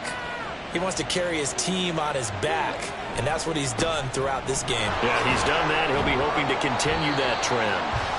And they're going to stop him right at the line of scrimmage. Just no cutback lane to be found whatsoever. 2nd and 10. No gain on the play. 2nd and 10 at the 25-yard And Pierce gets it again on 2nd down. And they're able to get this one across the 35. 95 yards on the ground for him now as he's done that on 15 carries. He continues to be effective running the football, a big reason that they have the lead. And I love one of the quotes that I read about him where he said of himself, I love it when a team just hops on my back and I just carry them along. Pretty nice work defensively there on the first down run as they hold him to a gain of a couple. Well done to sniff that out defensively. He had it diagnosed pretty quickly. I love that description because diagnosed is perfect on that one. Read his keys, made the play, and he couldn't even get going moving the football. A short one going to be taken in here by Schultz. And they get to him after a gain of 6 to the 46. 2 minutes remaining in this first half of football. That's a staple of this offense. Drag route to the tight end. Yeah, he's unable to use his size to break off much more yardage after the catch, but still an effective gain nonetheless. Stroud now on 3rd and 2. This one left side caught by Collins. Now the Bengals going to use the first of their timeouts. So as they talk it over, we step aside. On is the punter, Johnston now, as he sends this one away. And that'll hit at the 5 and go into the end zone for a touchback. The Bengals offense now, they head back onto the field. And last time able to get 3. It's not what they wanted. They wanted 6, but they got at least something. They mustered something out of the drive. They'll take it. I like the way you've described it. Not ideal, but they'll take it. Anything to put some points on the board. But this time on offense, they don't even want to see the field goal kicker trot on the field. They want that ball in the end zone. Yeah, they'll be going for 6. Throwing again on 2nd down, but this time it's incomplete. Well, we've seen him catch a few passes out of the backfield in the first half. Unable to connect on that one. Certainly seems like getting him the ball out of the passing game, though, is part of their game plan. Oh, it was hit at the line of scrimmage and intercepted. Desmond King picks it, and they will score a pick 6 for the Texans TD. An excellent play there, CD, on the pick 6, and I think were they a nickel? Did they have an extra DB out there? Yeah, Brandon, I think they were in standard nickel, not the Buffalo, as teams like to call it, meaning 3 safeties for big nickel. They just wanted to take away the quarterback's throwing lanes, and that's exactly what they did, and came through with a big-time pick 6. Fairbairn good with the extra point, and that'll make this a 3-score game now. The lead moves to 17. So they throw the pick 6. They'll get another shot at it now as this one's in the air. This taken in at the goal line. And the tackle going to be made right there at the 25-yard line. Now the Cincinnati offense ready to see what they can do here. Charles, we'll see what they can do here. Not a ton of time left, but enough certainly to get points out of this drive, and they need them right now because they're trailing. Yeah, and this is exactly why you practice a 2-minute drill all through camp and at least one practice each week before a game. A minute left, more than enough time to string a few completions together, reach the end zone, and then make that walk back to the locker room just a little more animated. He'll try again with the arm here on 2nd down. And that went too far in front. He couldn't reel it in. It's incomplete. A couple of quick incompletions, and now they're just one more away from getting off the field. They've got options now. Could they dial up a blitz here or just drop everyone into coverage to crowd the throwing lanes? And a good job defensively. They stopped him short of the first at the 32. First kick, 47. This one looks good as well. And he'll get credit for putting him inside the 20 as the fair catch is made right at about the 19-yard line. So possession goes over here on the punt. And the Texans will take over.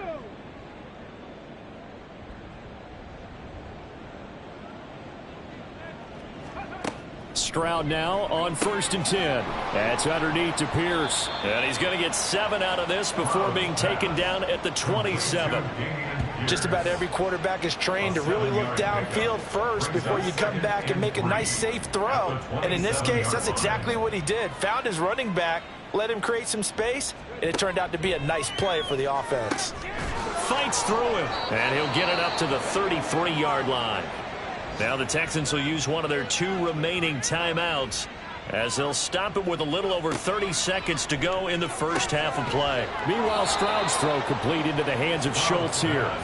I know sometimes we can get fooled when we watch him make catches, as we just saw him do there, because he really looks like a wide receiver the way he goes about his business. Yeah, 230, 240 range. Yeah, not super huge.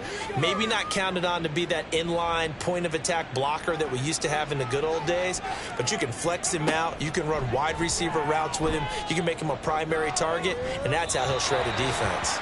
And now a throw on 1st down there, but it's incomplete. And not a common sight, at least on this drive. A momentary setback, though, for this passing game. that has been moving well this series. Good thing for them, though. Still 2 more downs to connect and try and pick up another first down. That'll be caught left side by Woods. And he's able to take it across midfield before going out of bounds. They'll come up now 3rd and 3. The throwing again is Stroud. Pass taken in by his big tight end. So we reach halftime in what's been a fairly one-sided game so far. As we'll send you down to Orlando, and we check in with Jonathan Coachman for our EA Sports Halftime Report. Coach. All right, Brandon, thank you very much. More from you two in a minute, but first, let's take a spin around the NFL and see what's going on here in week number 10. We'll begin up in the Still City, Acrisure Stadium in Pittsburgh. And it's the Packers who have the lead as that game approaches halftime. Trey Lance has thrown a touchdown pass. From there, we're off to check out another game. And they fall in that one to the visiting Indianapolis Colts. Jonathan Taylor, close to 200 yards on the ground with 3 touchdown runs. Lastly, we head to the Gulf Coast and check on the Bucs at home in Tampa. And that one all tied.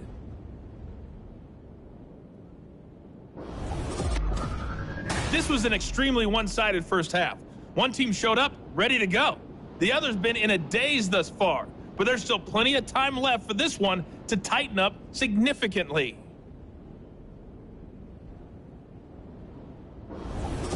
Okay, Coach, thanks as always to you and the gang in Orlando as we welcome everyone back in for quarter number 3. The Bucs set to get the football first, and they trail here as we get started in the second half. And the half will begin with a touchback. The Bengal offense ready to go to begin this third quarter. Well, they look up at the scoreboard facing that deficit. A 3-score game, Charles, but look, there's plenty of time to go here. The old football cliche that comes to my mind is you can't get it all back at once. They probably need something, though, out of this drive, at least 3 points. Are you trying to say that there's no 3-score drive on that play sheet for any of those coordinators? They just don't have it, right? You're trying to get it all back. You know you can't get it back in one drive, but maybe cut into it a little bit as you just suggested. Try and create a little bit of momentum, a little bit of a spark, and then maybe that'll carry over. Well, we talk all the time about playing situational football, and right now I think the scoreboard is dictating what they need to do. Where they are in this game, they've got to push the ball downfield, take their shots, try and get big chunks of yardage in a short amount of time. That was a nice play there. Short completion, just 4 yards, and it's second down. A gain of 4. It's now 2nd and 6 at the 47-yard line. An option handoff here to Mixon. And he'll do a nice job here just to fight his way back to the line of scrimmage. No gain on the play there, so they're left with a 3rd down and 6. They'll look to throw here. Able to find the open man. That's complete. And he's going to be taken down with another first down as the stop's made at the Texans' 26. Last play they got stuffed at the line. Different story here, over 20 yards. With the kind of game he's had so far, you had to know that on 3rd down that they would be looking his way, and they did, for big yardage and a first down. I think the defense fell asleep at the switch on that one. I would have doubled him, tripled him, anything to keep the ball out of his hands. He'll get a nice chunk there on the first down run, and it's 2nd and 4. Running lanes were at a premium in the first half, but he's able to find some room there, and he's hoping that that's a precursor of a big second half. And 4 at the 19-yard line. Back to Mixon on 2nd down. He'll get forward for 3 down to the 16-yard line. Another modest gain there on that one, and I think, Charles, you can probably pin part of the deficit on a failure on their part to really get this ground game established. Yeah, and they've really struggled to be multidimensional in this one, haven't they, partner? Because they have to be extremely one-dimensional now if they hope to get back into this game. They'll have to do it by throwing the football and hope to have success through the air.3He's up to 88 yards receiving in the ball game now, and he's got a first down.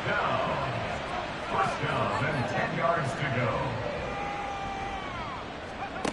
From the shotgun, he'll look to throw. Touchdown, Bengals!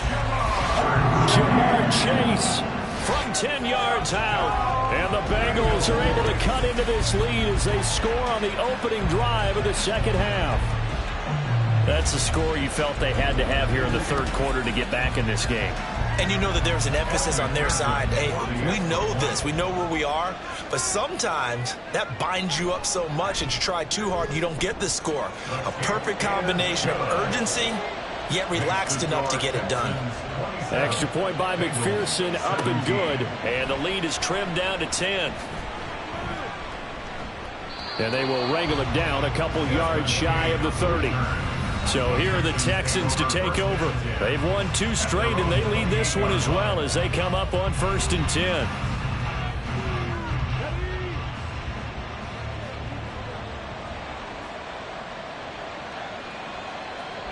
Here's Stroud. This is caught. It's Woods. And they nearly get this all the way to midfield. Mark him down at the 49. The end result, 21 yards. First down.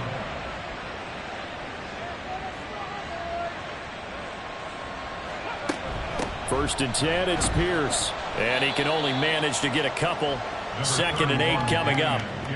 Let's give a lot of credit to the offensive line. They've been able to move the ball really well on the ground the entire game. And while that wasn't a huge one, that's okay. They'll take them in short, steady bursts. And Pierce gets it again on 2nd down. And down to the 44, 5 yards that time. Yeah, another good run there. He's been such a big part of their success here this afternoon. And that last carry, it puts him over 100 yards now for the day. They'll try and run for this with Singletary. That'll be tackled about 2 yards shy of the line to gain. A 1-yard pickup leads to 4th down. Now that was a big-time play by the defense. They as well knew where the first down line was, and they didn't let them get anywhere near it. Feeling like they're not quite in field goal range yet. They're going to go for it on 4th. Stroud. And it's going to be batted down. And we'll go the other way with the football. The Texans tried it, but they come up empty here on 4th. And the Bengals will get the football back. Even though they didn't get it, probably the right call. Too long for a field goal and just not a whole lot to gain from a punt there. Yeah, you wouldn't have really netted very much yardage if you punt the ball, right?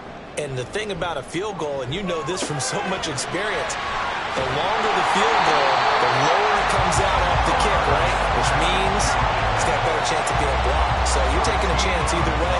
I like the fact they went for it. That's good for the Cincinnati Bengals. They'll look to throw now on 1st down. He will find his man Chase complete. They'll get this one down near the 20-yard line, just shy of the 20. 23 yards on the play. Back-to-back good plays have them on the move on 1st down. Looking to throw. And this is incomplete. This could be the start of a nice stand from this defense now after getting walked backwards on this drive.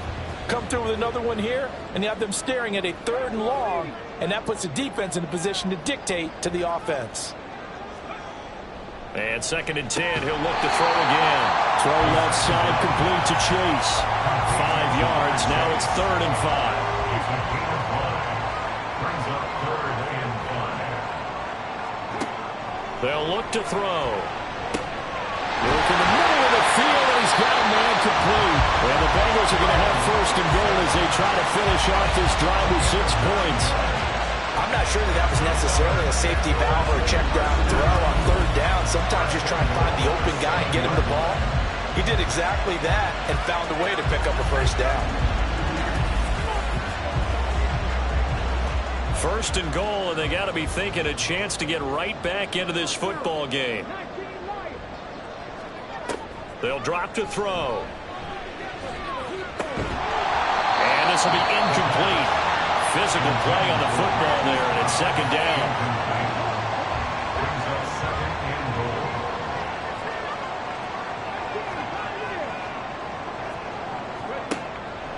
Now back to throw. And he will take it on in for the Bengals touchdown. Taking it in from 7 yards away. And the Bengals have got it back to within a score. And this is a balancing act for a head coach with a rookie quarterback. You've got to walk a line with it. You don't want him getting happy feet, but you also don't want to rein in what worked for him in college. And here, he pulls it down, takes it himself, and takes it into the end zone.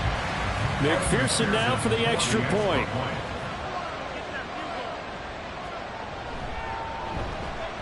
And the lead is down to a field goal now. So that drives 7 plays in length. And in the end, it's capped off by a 7-yard run. And he'll be tackled just shy of the 25. Out comes the Houston offense as they get set to take over here. Their lead down to a field goal now as they start with a 1st and 10.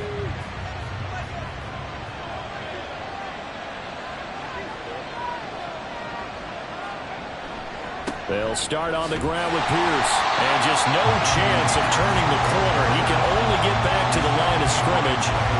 2nd and 10 coming up. Brings up 2nd and 10 at the 25-yard line. And Stroud now to throw. And that one off the mark behind him. Incomplete. That incompletion certainly makes this upcoming 3rd down a little bit more crucial. They need to find the right play to convert here and maybe start to tamp down a little bit of momentum the other side is starting to gain. A nifty bit of scrambling there. 12 yards, 1st down. With nowhere to throw it, decided to scramble, and a nice job, CD. Got the yardage that he needed. Yeah, and his teammates are certainly going to appreciate that effort, even if his coaches don't, because they would have wanted him to slide and protect himself. But he chose team gain over personal protection.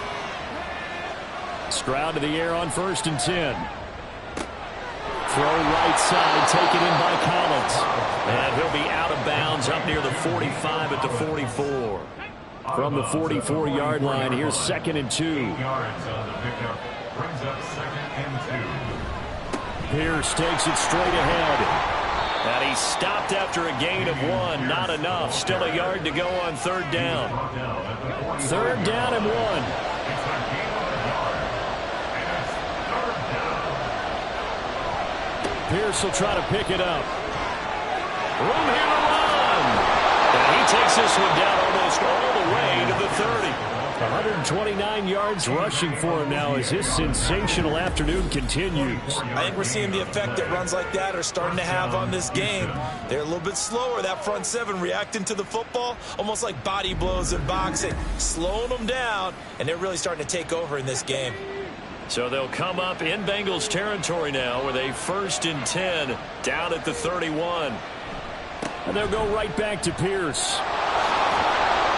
And he's able to motor his way down to the 16-yard line. 15 more there, and they're on a roll. It's another 1st down. Looks to me like maybe there's a little attrition setting in with this drive, because when you see that type of a run, I get the feeling the defense get a little bit tired. And that's the last thing they need, especially when they look up at the scoreboard. And all the way down inside the 5 to the 4. 11 more on that one, and another 1st down. And he continues to pile up the yardage. That puts him over $150 now. And this defense has really had its problems trying to keep him contained. They run here with Singletary. And he'll get this one back to the 5-yard line, but no further than that. They'll say no gain on the play, and it'll be 2nd and goal. And as they come to the line, they will not be able to get off another play as time has run out on this 3rd quarter. We'll return with more after this. This is the NFL, and it's on EA Sports. Back now in Cincinnati. It's been a very hotly contested game to this point. Just a field goal separating these two teams as we get set for the 4th quarter. Oh, and this one may need to go back to the drawing board. He's going to be swallowed up right away. A lot of tired bodies on that field, but this is a big play, 3rd and goal. A throw there, but that's going to wind up incomplete. So it's been a long drive. They've held the ball for quite a while. Now what do you do here? Well, to me, at this stage after this drive, this close to the goal line, 3 points would be a letdown. I'm going for it here. The kick by Fairbairn is good, and that will add 3 more to their lead.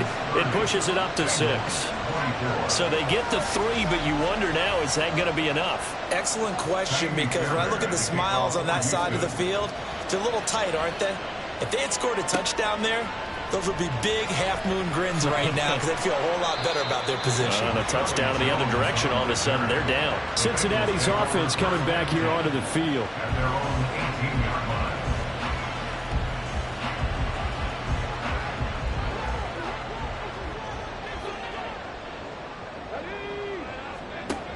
They'll come out throwing here to start the drive. This short pass into the hands of Njoku. Just a gain of a couple there. And that will bring up 2nd down.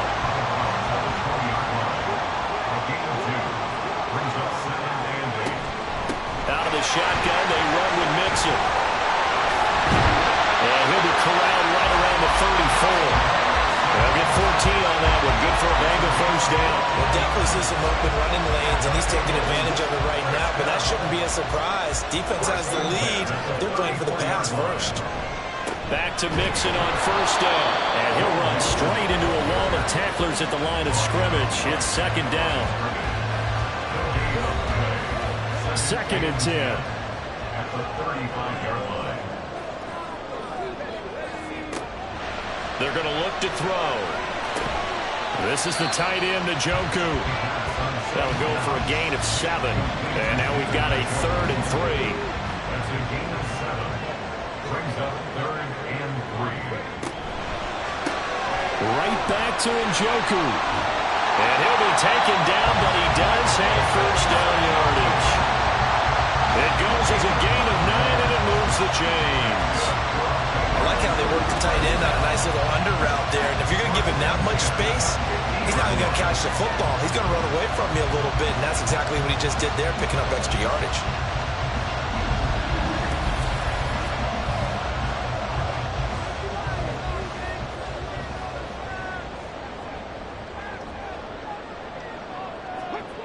From the midfield stripe, they'll look to throw. This short pass into the hands of Njoku. And he's able to take it across midfield before going out of bounds. From the 46-yard line, a 2nd down and 6. 4 yards on the They'll stick with the passing game as he looks to throw. This short pass into the hands of Njoku. And he is tackled inside the 40, not quite to the 35. Give him 10 yards there as this offense is on a roll. This drive continues to plunge forward. Mixon with a first down carry. 48 yards rushing for him now to this point. Well, partner, I know this type of running back. I mean, this size, this intensity usually gets better as the game goes on. I can just tell you from experience, the first few quarters, oh, you're eager. You come running up there, I'm going to tackle this guy. By the 4th quarter, you're coming up and thinking about it. And D-line wearing down 4th quarter. Yeah, that's not a guy they want to see consistently. On 3rd and short, they'll try and pick it up through the air. And he fires one, but incomplete. And the other day they told us when we've got 3rd and 5 or less, we have to be able to convert. And I guess every team would say that, Charles, but an opportunity missed there. What they were trying to tell us is they believe it's a matchup game at that point, and they liked some matchups that they had, thought they could exploit them, unable to do so on that play. And he is going to have the Bengals first down as he gets a little more than he needed. 4 yards to pick up there on 4th and 2. They'll set up to throw. Catch is made here by Irv Smith Jr. And he gets it all the way down inside the 10 and mark him at the 5. And here we are in the 4th quarter, partner, and we watch him drive for what would be a go-ahead touchdown. And you and I both know this is where you need a quarterback who can keep his cool back there. Not just for himself, but to keep the rest of the team relaxed too. They'll give it to Mixon. And he's in. Touchdown, Bengals. Joe Mixon hitting double digits with his 10th rushing touchdown on the year. And the Bengals are an extra point away from going back on top here in the 4th. So it's a pretty good season he's putting together running the football. That now 10 rushing touchdowns on the year. And we know this is a passing league, and those numbers throwing the football, they seem to go up and up every year. But there's still something to having a reliable back you can count on in the red zone to bring things home for you. And that's what he's been doing all season long. A very important extra point there, up and good. And they have taken the lead here in this fourth quarter. Sheds off the tackle. Now a hit and a loose football. And the Bengals grab it. And this is taken into the end zone. A fumble recovery and a Cincinnati touchdown. So problems here on special teams, and it results in the scoop and the score. They talk all the time on special teams about keeping your head on a swivel, trying to see the whole field. Hard to do when things are going that fast, bodies all over the place. You're just trying to find the right guy to align yourself with. On that play, wow. McPherson on for the point after.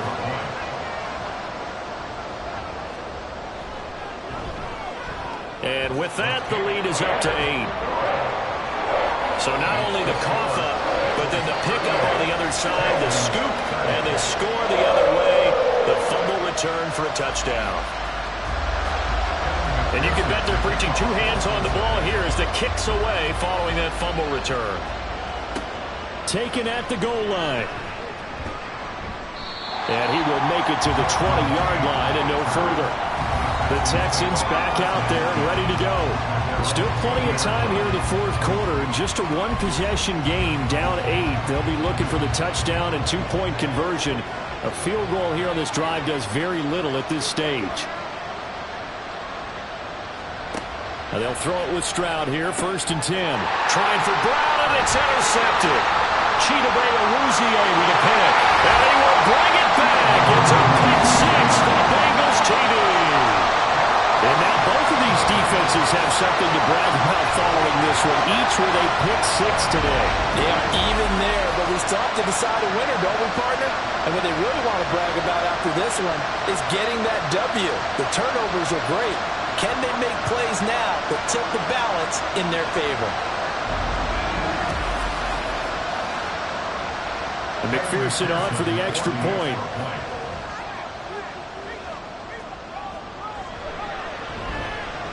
And the lead is up to 15 now.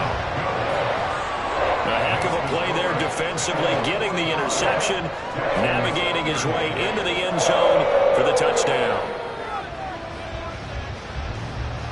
So they'll get another shot on offense following that pick 6, and now the kick is away. Here's Desmond King on the return. And he'll be stopped up at the 25. The Texans offense now, they get set to head back on the field here. And we'll see if they can band back together after the pick 6. It hurt badly, but still within striking distance. A 2-score game with a good chunk of time on the clock. And now a throw on 1st down there, but it's incomplete. And that's a lesson learned from the previous drive. Last time he forced one, and it turned into a pick 6. Here, he knows better, and he just throws that one away. Now here's Stroud. Gets the dump off to Pierce. And he's going to get a good gain of 9 here up to the 34. And we see another pitch and catch there to the running back. This position just continues to evolve. They become just as critical to the passing attack as a lot of receivers, tight ends, because their ability to make people miss in the open field can really generate big plays for an offense. They only get 2 there, but on 3rd and 1, that's all they needed to keep the drive alive. 1st down, Texans. Another carry for Pierce. And for one of the few times here today, this run's not going to go anywhere. Logan Wilson that time there to bring him down. No gain on the play. Brings up 2nd and 10.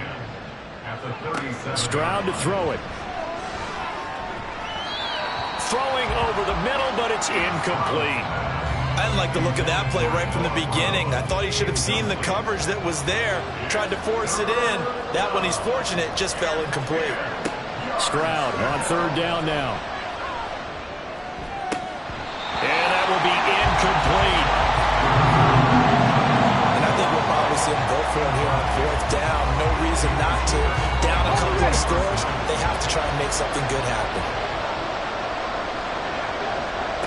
Fourth down, fourth quarter. Here's Stroud. And it's incomplete. They cannot convert, and they turn it over. The Texans tried it, but they come up empty here on fourth. And the Bengals are going to get it back in terrific field position. So still over 3 minutes remaining in this game, but boy, not getting that when that hurt. That's a little bit demoralizing, so they have to be careful about that because still have an opportunity if they can get some things done on defense. But now, since they've taken over on downs, a team with the ball, guess what? Going to 4-minute offense, maybe they can put this thing away. Second and 4. This goes out wide from Mixon. And tackled down after a gain of 3. Leaves him with 1 yard to go on third down. And the Bengals on third down. They've converted 6 times and could use a 7th here. They're up against a 3rd and 1 situation. They give to Mixon to try to pick it up. And he's able to pick up the first before he's taken down at the 27. Brandon, when a defense just simply can't get off the field on third down, we all know how important that down is for both sides of the ball. You often feel like you're just a step behind whatever they're doing offensively. And one of the differences in this game, no doubt, third down conversion, and that is going to be a story they'll talk about after this one. 5 points of contact necessary at this stage as they'll run on first down. Now a timeout called for by the defense. It's just their first. They've got 2 more to use here in the final stages. And quickly we're going to get another stop here with 1:54 left as they call the timeout defensively. They'll go to the air here on 3rd and 2. Oh, he had him. He was open, but he couldn't get it to him. It's incomplete. Evan McPherson out for the Bengal field goal. This to make it a 3-score game late. McPherson's kick is good. And that will extend their lead even further. So with that, you figure this game's pretty much out of reach at this point. Yeah, it's going to take a heck of a comeback to come from 3 scores down, but don't change that channel. Don't go away. Miracles can happen, and you want to be here in case it does. You're a company man. Aren't I, though? And not willing to risk another fumble. He'll sit on this one. It's a touchback. Houston set to take over. We certainly had a sense coming in here that these guys were in for a tough one on the road. That has been how this ball game has played out. They trail big as we continue on now here in this fourth quarter. Decent start to the drive, but let's face it, they need a lot of things to go right in a short amount of time down 3 scores. Yeah, they're going to run their 2-minute offense here in this game, but this is for future games. Can they get better and be ready for the next time, hopefully with a chance to win? And they get him down, but not before he takes it across the 40-yard line. On first down, here's Stroud. That is incomplete. That's coverage you'd expect to see in a tie game late. Not in a lopsided game like this. They are not letting up. On second down, here's a run with Singletary. And that didn't fool anybody. He's going to be dropped in the backfield. They're going to need to get up and set in a hurry. Now on 3rd and long, they'll look to throw. Now a desperation throw deep downfield. That's incomplete, but there is a flag down. So hang on. A big call coming on 3rd down.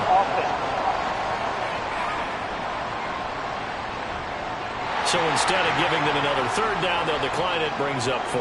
Now that's smart football right there. You don't even have to really spend a lot of time considering it. Just know that you're probably going to get the ball back. Good job declining that penalty. Into a sea of defenders and intercepted. Picked up by Andre Sisco. And he'll be taken down, although there is a flag down. Will this stand?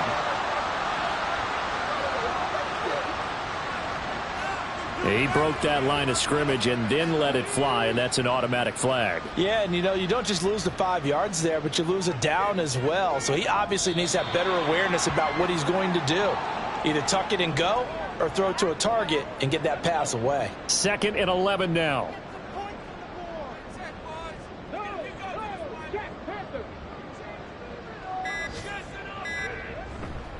Running left, it's Mixon. And not much running room. Down to the 32. 2 runs in a row, but only 2 yards to show for it.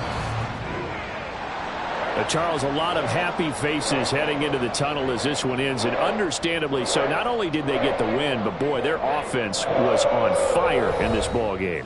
And partner, I have no idea what the top speed is on one of those high-end sports cars. What's the top gear you can get into? This offense, they certainly were there in this one, huh? Everything clicking for them in this contest, the kind of performance that they're going to cherish. So for Cincinnati, they're setting themselves up as a major contender as they move to 8-1 now on the year. And they'll hit the road next week to take on the Baltimore Ravens. Meanwhile, for the Texans, the turnaround hasn't materialized as they fall to 2-7. And they'll get a chance to redeem themselves at home next week. I'm Brandon Gaudin, certainly have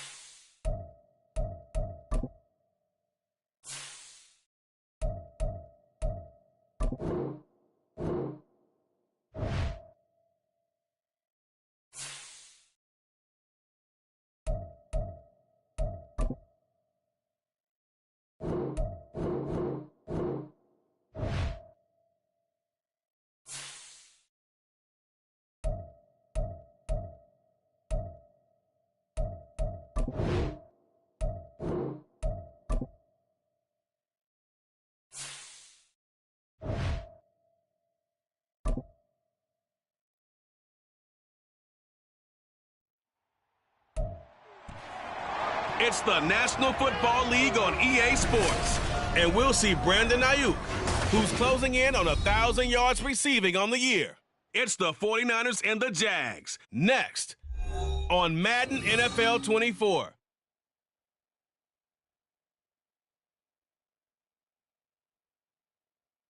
On the banks of the St. Johns River, there's a good look inside Everbank Stadium here in downtown Jacksonville. Today we hit double digits, week 10, and we've got a good one in store, as it'll be the San Francisco 49ers taking on the Jacksonville Jaguars. Alongside my partner Charles Davis, I'm Brandon Gaudin. Charles, you look at this Jaguar team. They come off a disappointment last time out that put an end to their modest 3-game win streak. On the other side of the field for the visiting 49ers, they're halfway home, looking good at a perfect 8-0. And not much to complain about so far, is there? I'd have to say they're the best team in the NFL through the first half of the year.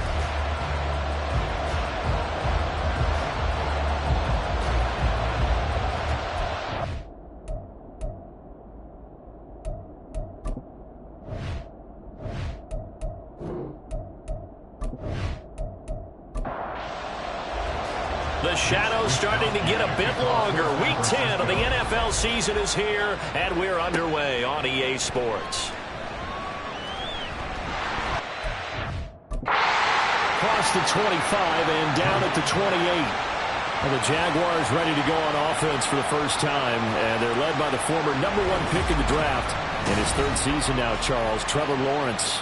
And you've got to think that they've got to be feeling pretty fresh. You know, coming off of the open week, didn't have to play, right? Gives them a chance to rest up a little bit, heal some of those aches and pains, and excited about playing again. That really rekindles things a little bit. I want to see how they come out and establish themselves here early. And that bye week coming right where they want it, in the middle of the schedule. Only a couple for him there on the game's first play, and it's second down. It's second and 8 at the 31-yard line. Looking to throw, Lawrence. He'll get this one complete to Zay Jones. And he'll be taken down, but not before they work it across midfield. 23 yards the pickup there. Well, that certainly has to feel good. It's not all the time that the play caller should get all the credit. Sometimes I think in the huddle, the quarterback just says, hey, who's going to make a play for me? I just need something right here. And the end result there, nice first down. Drive keeps moving.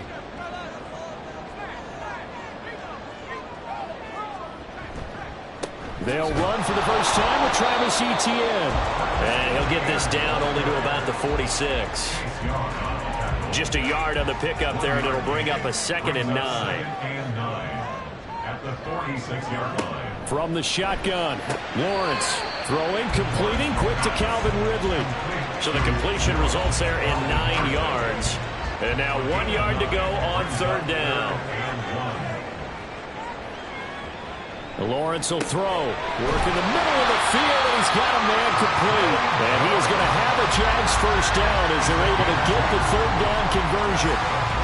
Solid opening drive so far, Charles. They've moved this football into field goal range, but you know that they want to cap this off with 6 and not 3. Absolutely. As one of the better coaches in the league always tells me, on offense, I want their body blows all getting wrong and finish it with uppercuts. Well, here are the body blows right now. He's hoping one uppercut will take care of the end of this drive.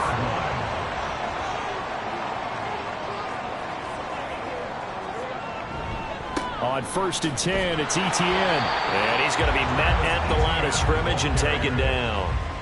Fred Warner, the all-pro linebacker, there on the stop. Here's 2nd and 10. At the 23-yard line. Lawrence.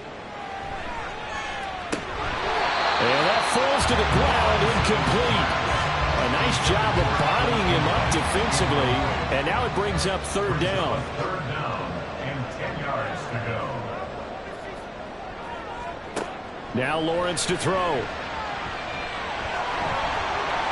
And he will slide to a stop. He does have the first down. Opted to run for it. The decision a good one. Picking up the first, getting 14 yards on the scramble. Oh, man. Just when the D thought they had the answer for him, he went and changed the question. Surprises him by taking off himself. He's able to set up his offense pretty with a 1st and goal. Here's Lawrence. Over the middle, that's caught by Ridley. And from the 9, they get this to the 5-yard line. And the ball smack dab on the 5-yard line. Here's 2nd and goal. 49ers 5-yard line. Etienne up the middle. And the hole closes quickly here. He can fight only to about the 4. Calling a gain of a yard as they get a little bit closer here. It's 3rd and goal. It's now 3rd and goal. Now Lawrence. Touchdown, Jaguars! Jamal Agnew. His 3rd touchdown now on the year. And the Jaguars get the upper hand as they're on the board first here this afternoon. The touchdown giving him the first quarter lead. Remember, they lost a rough game 2 weeks ago. Then they had to sit through the open week, but a good start here. And just think about everyone around them, everyone around the organization. When you lose headed into that open week, everyone's cringing because you don't have a chance to get on the horse and ride it again for at least 2 weeks. Well, they were able to take that time, use it constructively, and now they're back in form. Extra point from McManus is good. And that makes the score 7-0.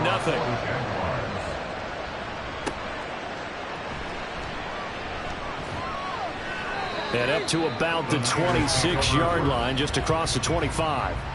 So here's the first drive now for the 49ers. And they will be led out by the youngster, the rookie, their QB. So no advantage in this game for either quarterback in terms of coming off that open week, huh? Yeah, they both have buys. Both had them, so you got to figure both of them went back, watched some extra tape, polished up their game, checked out their fundamentals. But they also both had an extra week to prepare for each other's defenses. This could be a whole lot of fun. And not much to speak of. Call it a 1-yard gain up to the 26. The last play got just a yard. Here's 2nd and 9 from the 26. They'll look to throw. That's complete. It's Brandon Ayuk.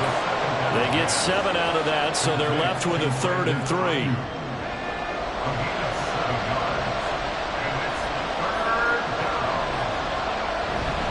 They'll try and run for it. This is Juszczyk. And he will have a first down as they get him to the ground at the 37. Give him the third down conversion, 5 yards on the play. It's amazing how much advice defensive players get on third down. You hear the bench screaming out, watch the draw, watch the screen, watch the pass here. Very rarely do they reference watching the fullback, and he slipped through and picked up a first down. And he slips up past the 45 before being tackled. The Niners have the first down on a gain of 11. Charles, they won last week despite him not running the ball well. They told us need to get him going. Runs like that help. And they talked to us about leaning on him because, as you noted, last week they didn't have to. Still won the ball game. They leaned on other people to give him the yardage that they needed, but they really want him to be that guy, and that's what they're doing early in this game. 5 yards is the tally on first down. That brings up 2nd and 5. So, CD, you look at this offense and what they've been able to do. 8-0, perfect through the first 2 months of the year. Second half of the season still to come. We get that. What kind of a percentage chance do you think that they have of running the table? Partner, I think it's hard to say because history would tell us that the chances aren't good at all. We've seen a lot of good teams get to this point, and then they have that one bad week and takes them out of the running. I'm going to say 25%. And I feel like I'm being generous with that number. And he is going to have a 49ers first down as they're able to get the third down conversion. Plenty of things to talk about here, partner, but to me, their defense gave up a touchdown on the first drive. How about how they're responding, coming back? That's a big third down pickup to keep their drive alive.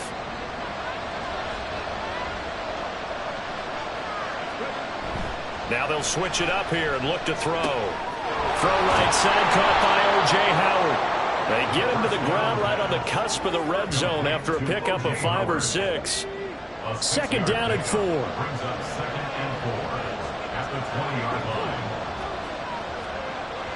Back to throw here. And yet again, it's Howard with a catch. Touchdown, 49ers! O.J. Howard, his first touchdown on the year. And the 49ers respond to that opening drive touchdown with one of their own. So they get their tight end away from the line to the outside, and he works his way in for 6. Tight ends are not just blockers anymore. I don't know how many more times we need examples, but here's a great one. Gets to the outside, they give him the ball pretty quickly, and they trust him to get those extra yards, and boy, did he come through, pulling his way into the end zone after the nice catch. Moody good with the extra point, and we are tied at 7. Each team's had it. Each team has scored. 7-7 here as the kick's away. Jamal Agnew now to return it. And good coverage there on special teams as they'll get him down shy of the 20. So time to see Jacksonville again on offense for the 2nd time here in this game.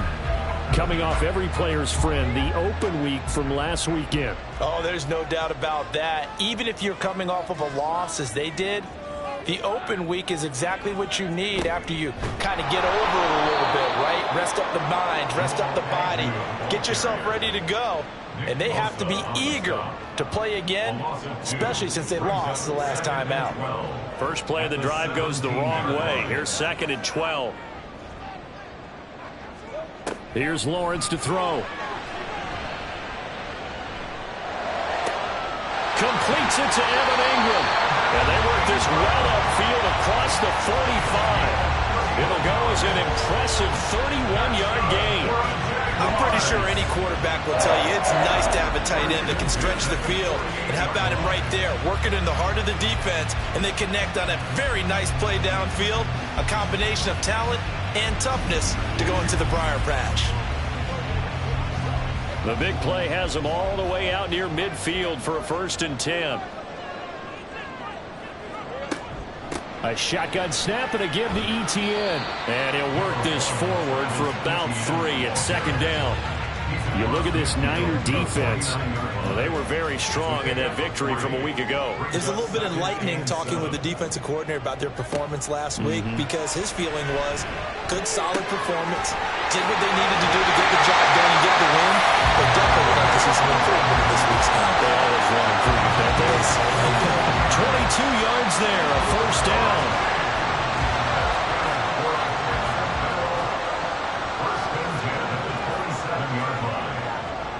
Now Lawrence. Well, he short arms that one just a bit. It's low and incomplete. It sort of looks like they still have some fight in them on this series because it seemed like things were headed for the red zone. But if this defense gets 2 more stops, they can keep them out of that area.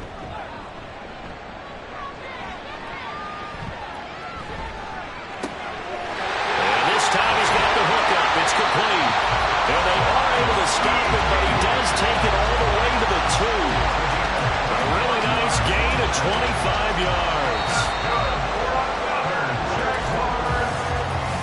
These two teams all tied after 1. Second quarter now from Jacksonville, and it's the Jags with the football as they go to work on a 1st and goal. Etienne. And they will stop him after a fairly minimal pickup. Give him 2 yards on that one. 2nd and goal now. A pickup of 2 brings up 2nd and goal. Once more, Etienne. And this time he'll lose yardage as the defense not giving him any room to operate. That's going to go down as a loss of 5, and it brings up 3rd down. On goal-to-goal runs, when you create lost yardage plays, the only way that happens is either called pressure or what I like to call straight-ahead pursuit. A great read, and they get to the backfield and make the play. And that was a big chunk of yardage lost. And he takes it in. Touchdown, Jacksonville. Trevor Lawrence, his 2nd touchdown of the game, 17th on the year. And the Jaguars have taken the lead. That's a Trevor Lawrence I remember coming out of college. Never afraid to tuck the ball and go if people were covered downfield. 2 scores as a rookie, 5 last year. He knows when it's time to take off and put it in the end zone. Now McManus to tack on the extra point. And he's got it. It's now a 14-7 ball game. That time a 9-play drive. And it was capped off by Trevor Lawrence taking it in himself. And Hill will opt for the touchback. Out comes Christian McCaffrey with the rest of the offense. And he's closing in on that number that all running backs circled beginning of the year, the number 1,000. Could do it on this drive. And you have to think to yourself that this moment, getting to this spot, it started in the offseason, right? Not just the workouts, right? Not just getting yourself physically prepared to play, but mentally, as well as your team, as well as your unit, head coach, offensive coordinator. We run the football. We give you opportunities. He's taking advantage of it. And when you get this close to the mark, you just hope things don't tighten up, right? You probably want to get there and get it in your rearview mirror. You really do, don't you? Because now it becomes predominant, and you wonder about play calling as well. Do you want to call plays to get that out of the way, or are you still calling plays to win the game first? That becomes the burden of the play caller. Back to throw now on 1st down.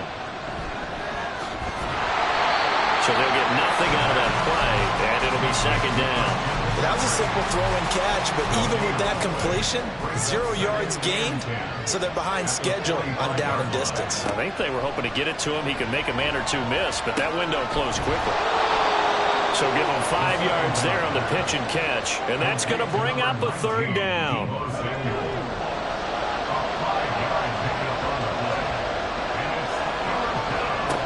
He'll look to throw. Again, he'll find Samuel for the completion. And I don't think he got there, no. He's short by maybe a foot, maybe. Call it 4th and inches. Kyle Shanahan doesn't care much for that last call, so out comes the red challenge flag. Previous play is under review. The thing that they'll be looking at is a spot of the football, and this is always such a tough one for officials to get exactly right. Not just because of how fast the game's going, but just trying to get the right sight line to the football. That's not always easy. We'll see what they decide here. So winds up a very smart decision to throw the flag. They reset the spot, and now that's a 1st down. Here's a throw out wide, complete to his running back right side. And this one goes nowhere. Losing yardage on the play back at the 46. That one unable to develop, never got going. A loss of a couple, and it's 2nd down. Back to throw again. Over the middle, complete to Samuel. It'll go down as a gain of 6, and that's going to lead to a 3rd down. They'll stick with the passing game as he looks to throw. Pass taken in by his big tight end. And he's going to have another first down as the tackle's made at the Jaguars' 26. A good gain of 14 there, and it moves the chains. And that's well executed there on third down. And I love the confidence that they had to let their tight end try and find some space in the middle of the field, right in their quarterback's line of vision. And QBs love to make that easy throw, and they hooked up there for a first down. And he takes it down to the 10-yard line. 50 yards rushing for him here as he starts to draw closer to a 1,000-yard campaign. That's a nice run right there, able to get to the outside. And so many times defenses say, okay, we got you hemmed in. But if you're running the football, at least you know where everyone is coming from. Touchdown! Jerron Jennings from 10 yards out. And the 49ers are an extra point away from evening this one up. Well, on that connection, it looked like they maybe had some pre-play communication. Maybe one of them noticed an area that was open in the defense to get the pass to. When you put the time in, sometimes you have that great silent communication that you just noticed right there, because the best quarterback-receiver combos in the NFL, they know how to make those adjustments at the line of scrimmage when they see something pre-play, and they got it done there. Moody good with the extra point. And we are tied at 14. So the drive goes 75 yards, 10 plays. And the end result for the 49ers, a touchdown. This one tied at 14 now as he sends this one away.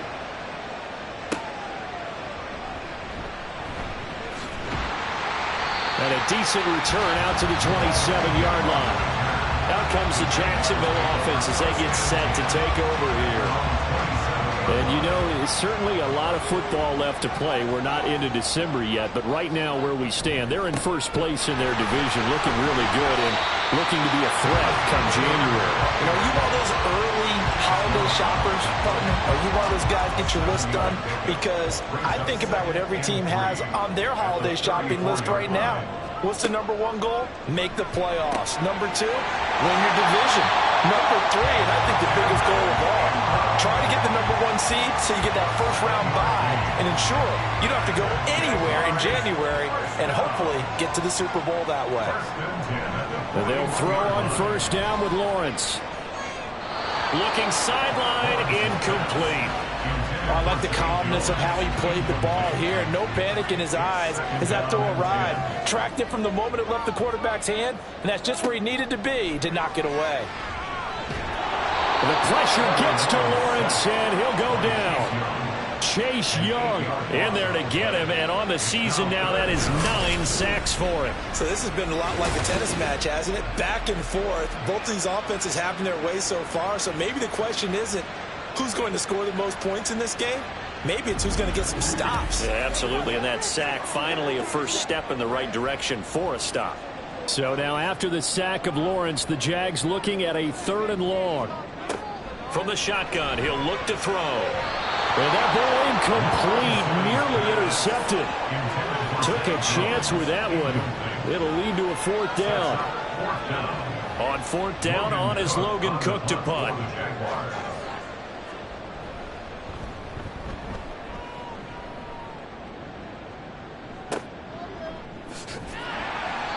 43 yards on the punt, 7-yard return, and the Niners will go on offense, 1st and 10. And now this offense comes back out onto the field. And you figure this should be a healthy, a rested, a focused unit, and they're working on a good winning streak. They had the week off last week. This is really a team, Charles, that should be in top form. I would agree absolutely with that. What coaches worry about, what organizations worry about, though, is overconfidence. They've been playing so well, and now they've had that extra time off. And we've seen teams come back off the open week and come out flat. So what a lot of good coaches do is they kind of game plan for that with their teams. On defense, they may blitz more in the beginning to get them going. On offense, they may go more up-tempo. Anything to get them out of that lethargy right at the beginning.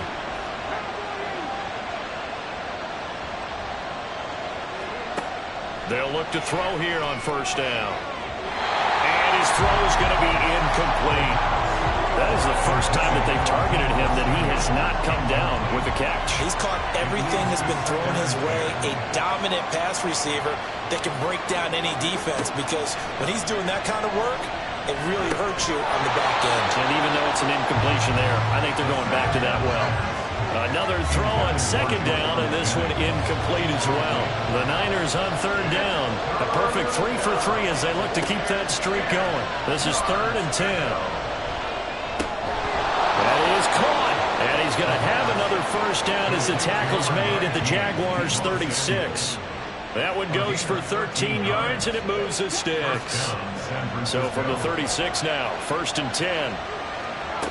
They'll look to throw again. And he's got McCaffrey open, complete. And they'll get this one to about the 20-yard line.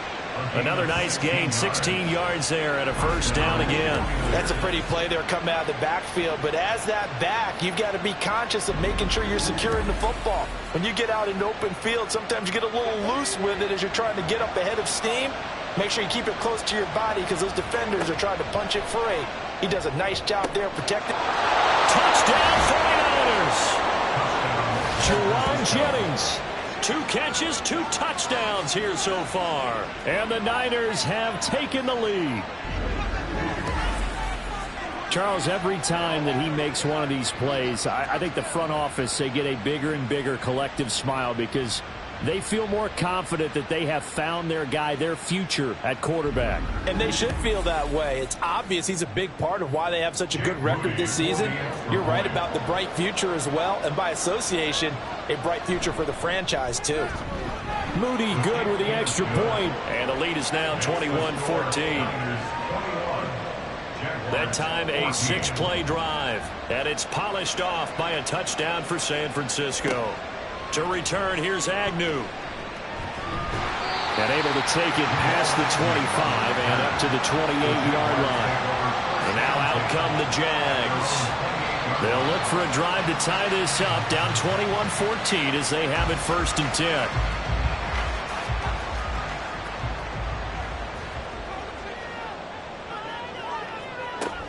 10. They'll start on the ground. Etienne.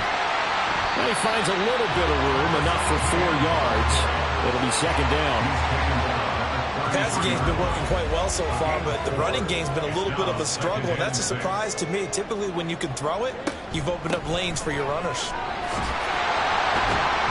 Found a little room there as he's up to about the 37. It's not a huge breakaway run, but if your starting running back finishes the game with averages of 5 or 6 yards per touch, you'll take that every single time. A reminder, once we hit halftime, as we do all season, we'll send it down to Jonathan Coachman in Orlando. He'll have all the stats and scores from games in progress around the NFL. The best multitasker in the business, the coach. And he'll be taken down, but he does have first down yardage. Now Lawrence going to get his guys to go quickly. Now on first down, he'll drop to throw it. Etienne bringing in another one. Give him a gain of 5 on the completion, and that'll make it 2nd down. Looking to throw, Lawrence. And down he goes. The 49ers get there. They'll get to the line here, but remember, it's also 3rd down. Now Lawrence to throw. And the throw there going to be incomplete. 1 first down here, and that's all, folks. Good work by this defense to hold things in check and force a punting situation. Here's Logan Cook now to punt this one away.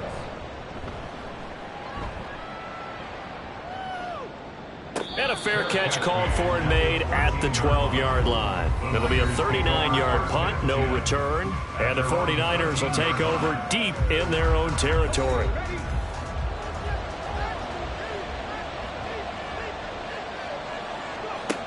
They'll come out throwing here to start the drive. And he rifles one incomplete. I think he's got to be careful not to force anything into coverage right there. There weren't really any throwing lanes, but the best part for him, he's got 2nd and 3rd down to fall back on. On 2nd down, McCaffrey. And he's taken down, but not before he gets this across the 25-yard line. They'll look to throw now on first down. That one complete to his receiver, Jennings. Now San Francisco going to call their second timeout, as they'll stop it with a little over 30 seconds to go in the first half of play. Here now, 2nd and 4.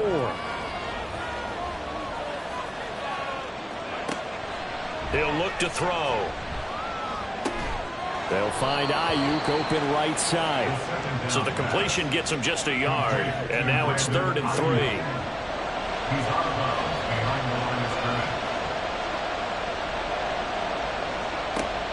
They'll drop to throw. He had a man open, but he missed him, and it's incomplete. I ain't going to scan downfield forever, but there wasn't anything available. Ends up throwing an incompletion, and I think he'll take that. On 4th down, the Niners trot out Mitch Wishnowsky to punt the football. Jamal Agnew is deep to return it.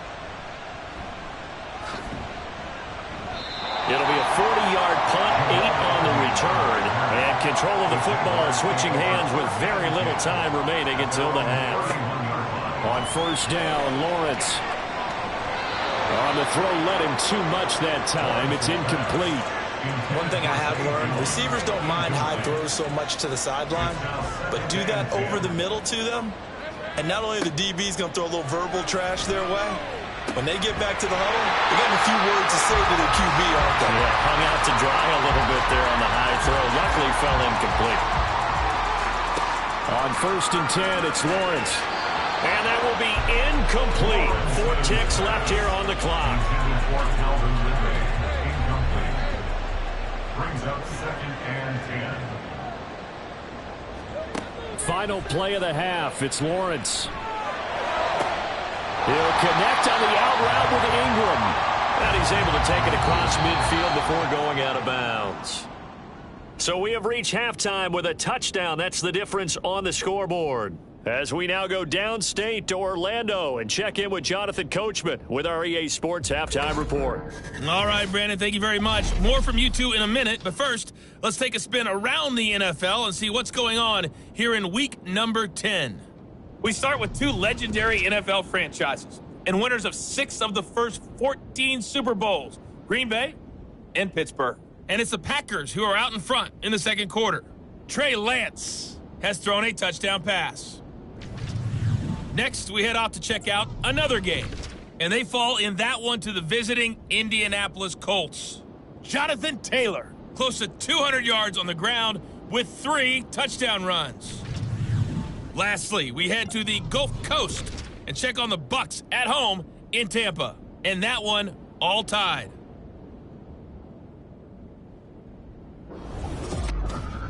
Both of these offenses had their share of high points in that first half.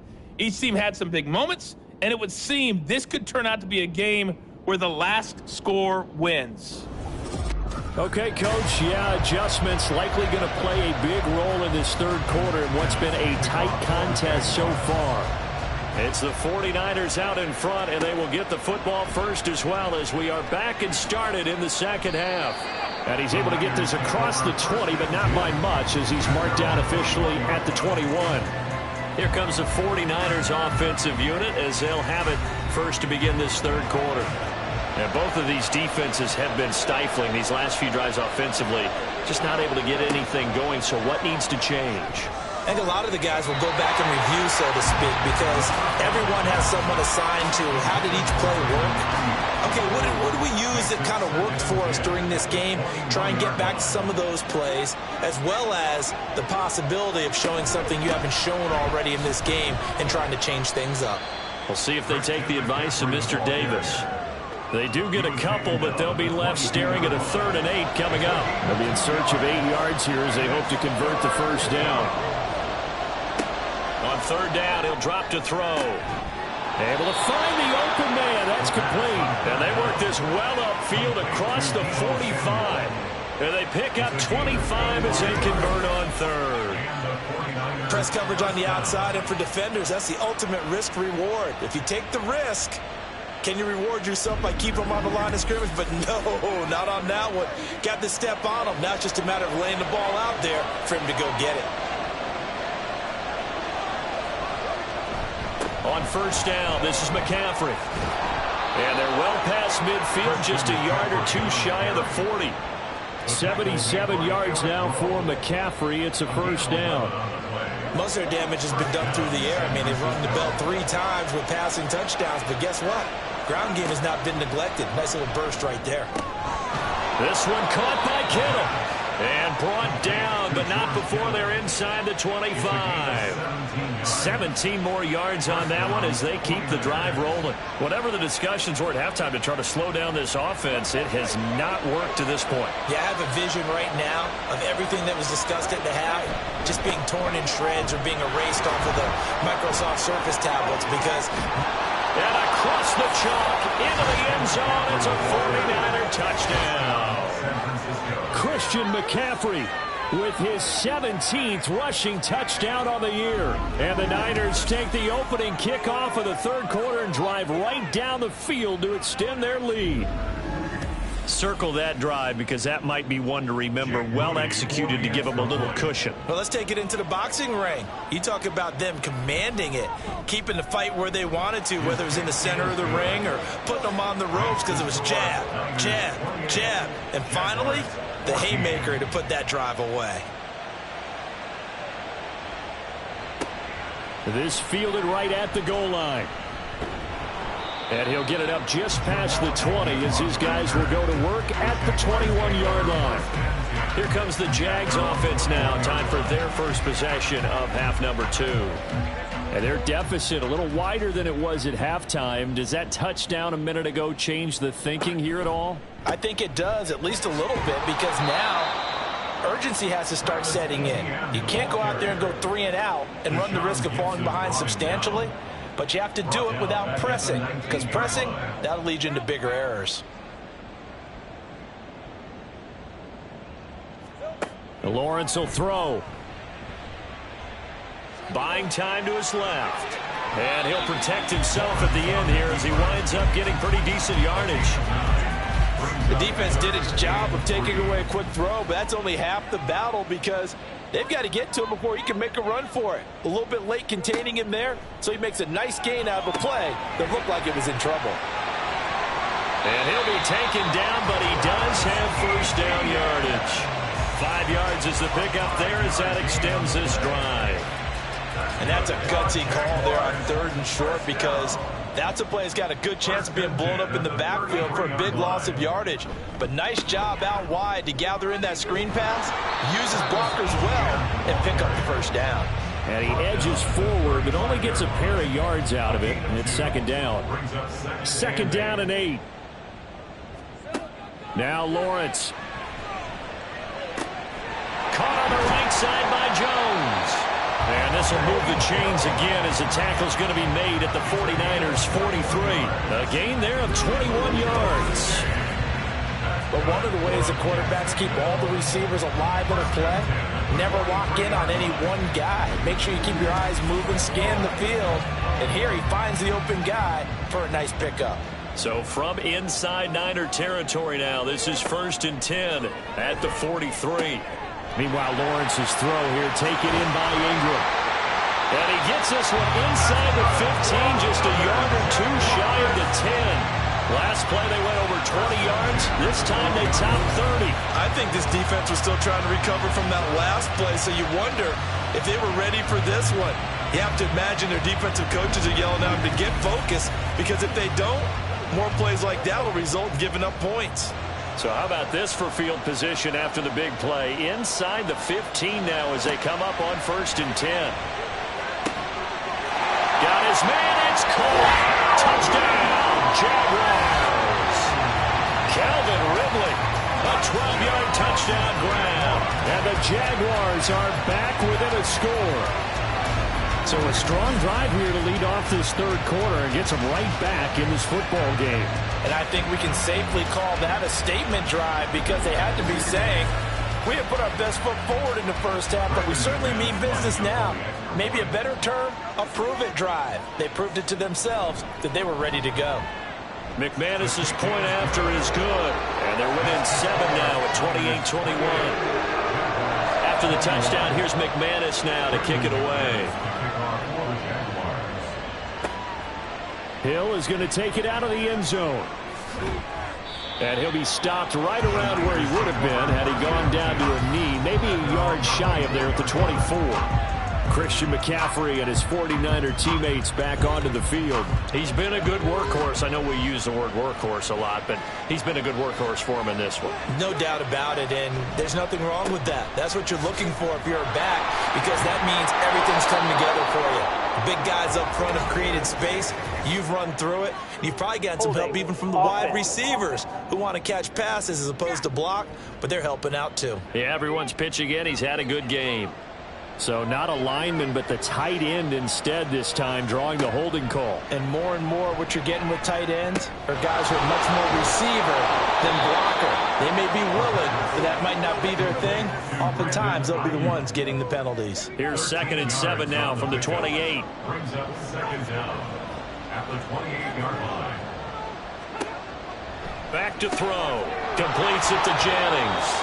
He'll be hit down at the 33, 5 yards on the play.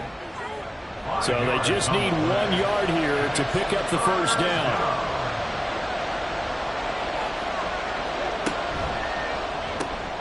Work in the middle of the field, and he's got a man complete. And he is going to have a Niners first down as they're able to convert by plenty there on 3rd and 1.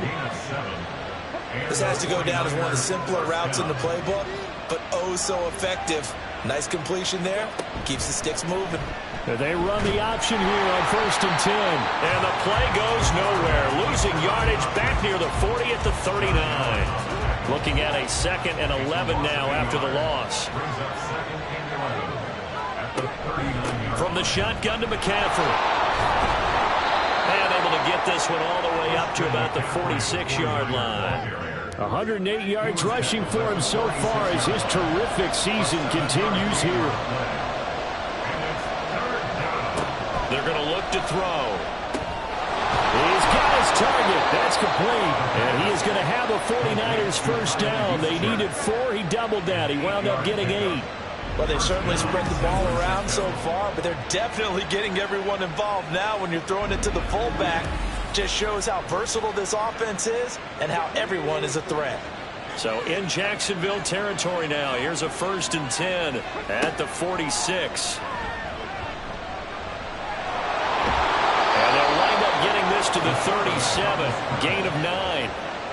I do think it's fair to say that they were caught off guard a little bit when he decided not to throw it on 1st down. But give them credit. They recovered in time to deny him the 1st down yardage. But it's only 2nd and short.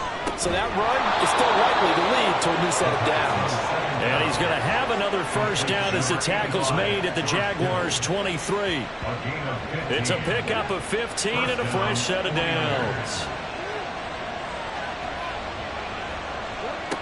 They'll look to throw here on 1st down. This will be caught at Samuel. And all the way down inside the 5 to the 4. 19 yards that time for number 19. 2 big plays in succession. Not sure this D knows what hit him, but now they got to get ready. It's 1st and goal. He's going to try and take off with it. And he's going to take it in. Touchdown, San Francisco. A great effort there. A 4-yard touchdown scamper. And the 49ers go up by 2 touchdowns. That seemed pretty ideal there for the offense, Charles. You take a little bit of time off the clock here in the 3rd quarter, decent length drive, and you pad your lead as well at the end of it. And what it does is let you feel like you're in control of this game, even more so than a 2-touchdown lead, right? Because you have taken that time off, as you noted, which means they couldn't get you off the field. You ran your playbook the way you wanted to, and you gave your defense some rest. What a big-time drive in that situation. Here is Wisnowski to boot it away following the touchdown. Now Jamal Agnew from his end zone.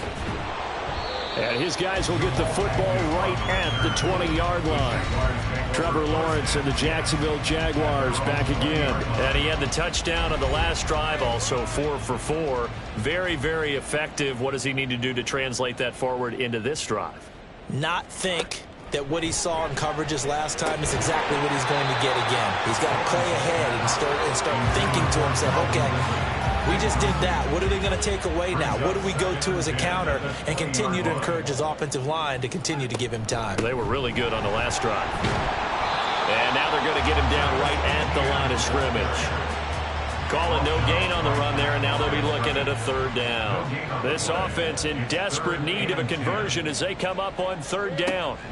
Lawrence. Pass taken in by his big tight end. And they work this well upfield across the 45. 27 yards there on a very nice third down conversion. And worth pointing out, after that last completion, that puts this young quarterback over 10,000 yards passing for his career. And fair to say, he's not done yet. No doubt about it. He's really just getting started because he's not quite into the prime of his career. So it's likely he's going to hit a few more of these milestones as this career progresses. So let's face it, we'll acknowledge this number and we'll celebrate the milestones down the road. And he's got this one across midfield into 49er territory. Here's a 2nd and 5. Brings up 2nd and 5. Man in motion is Agnew. Here's a fake on the jet sweep, and instead a give up the middle. And he'll be taken down after a decent gain, and that will bring us to the end on this third quarter of play. So they'll get a little extra time to come up with his third down play as we've played 3 quarters. This is the National Football League on EA Sports. The Jaguars on third down. Can't fault these numbers, 7 for 9 thus far. They're looking at third in the nose of the football. They'll run with Etienne, and he will have a Jaguars first down as they're able to convert on third and short yardage with a gain of 4. Brandon, unfortunately, I've been here before. They've had 2 opportunities to stop them, so this is demoralizing. They haven't gotten it done. Now you're calling all your blitzes, all your attack defenses, but you're not worried about playing your normal position. You're going to take chances now. Well, you said it. 2 third down opportunities to get off the field. Couldn't do it, and the clock continues to roll. 42 yards rushing for him now as he's carried it 16 times. First down. 1st and 10 at the 29-yard line. Another tote for Etienne. And this time the yards won't come so easy as they'll, in fact, tackle him behind the line. That whole thing was thrown off track thanks to the defense of Fred Warner. Really nice play. And now they'll throw it with Lawrence. Throwing quickly there, but it's incomplete. The Jaguars on third down. They've been tough to stop. 8 for 10 so far. This is going to be 3rd and 13. Now Lawrence. Screenplay. Here's Etienne. And this effort will not get it done. He stopped well short of the first down at the 29. That's going to bring up 4th down. Only a gain of 2 there. A 46-yard attempt. The kick by McManus is good. And that will get the disadvantage now back down to 11. Well, no field goal attempts for him until the final quarter, but no hesitation on his end. He comes right out and nails his first field goal try. And give him a lot of credit, too, because he stood there the entire ball game, but has managed to stay with it both mentally and physically. When they called on him, he was ready, and he knocked it through the post. And he brings us out past the 20 to the 24. San Francisco's offense returns to the field. Well, there are 2 scores on the plus side. Still time here in this 4th quarter, but maybe you start thinking about playing keep away? Yeah, I think here's the situation. You're not thinking touchdowns anymore. You're just thinking first downs. To keep up with your theme there, playing keep away, first downs, they can't touch the ball. And he's taken down, but able to slip across the 35. First down yardage on the first play of the drive, 14 yards. First down.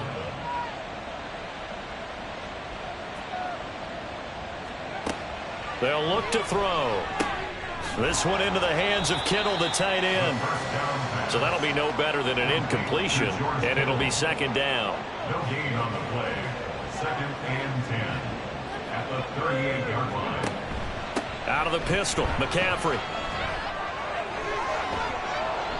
And he has a big gain inside the 40 before being dropped.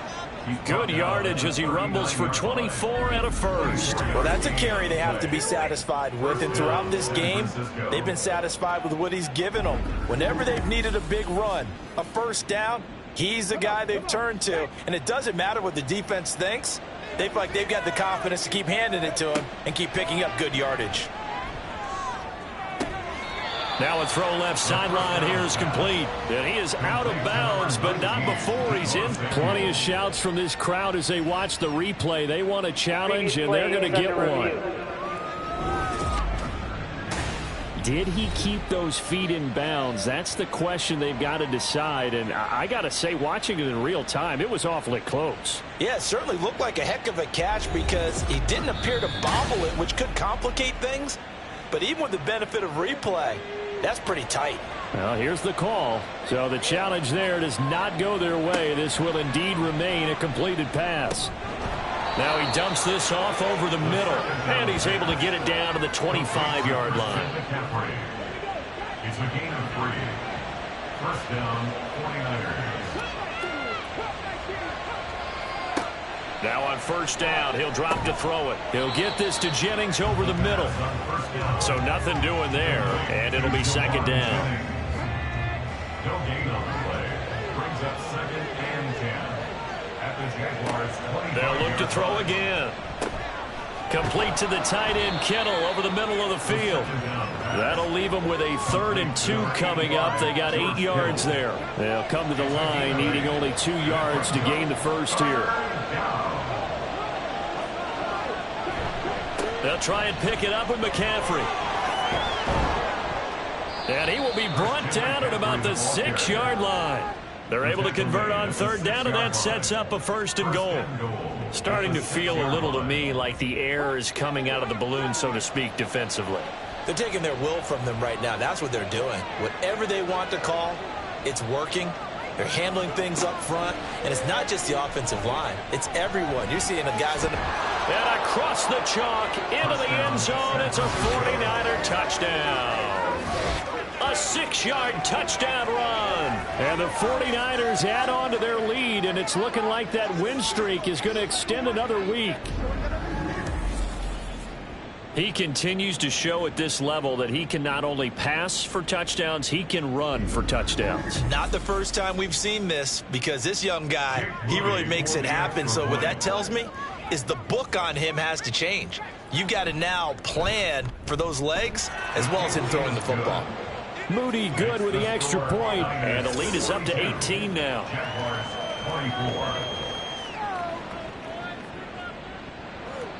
Here is Wisnowski to boot it away following the touchdown. This taken in at the goal line. And he's up past the 20 to the 22-yard line.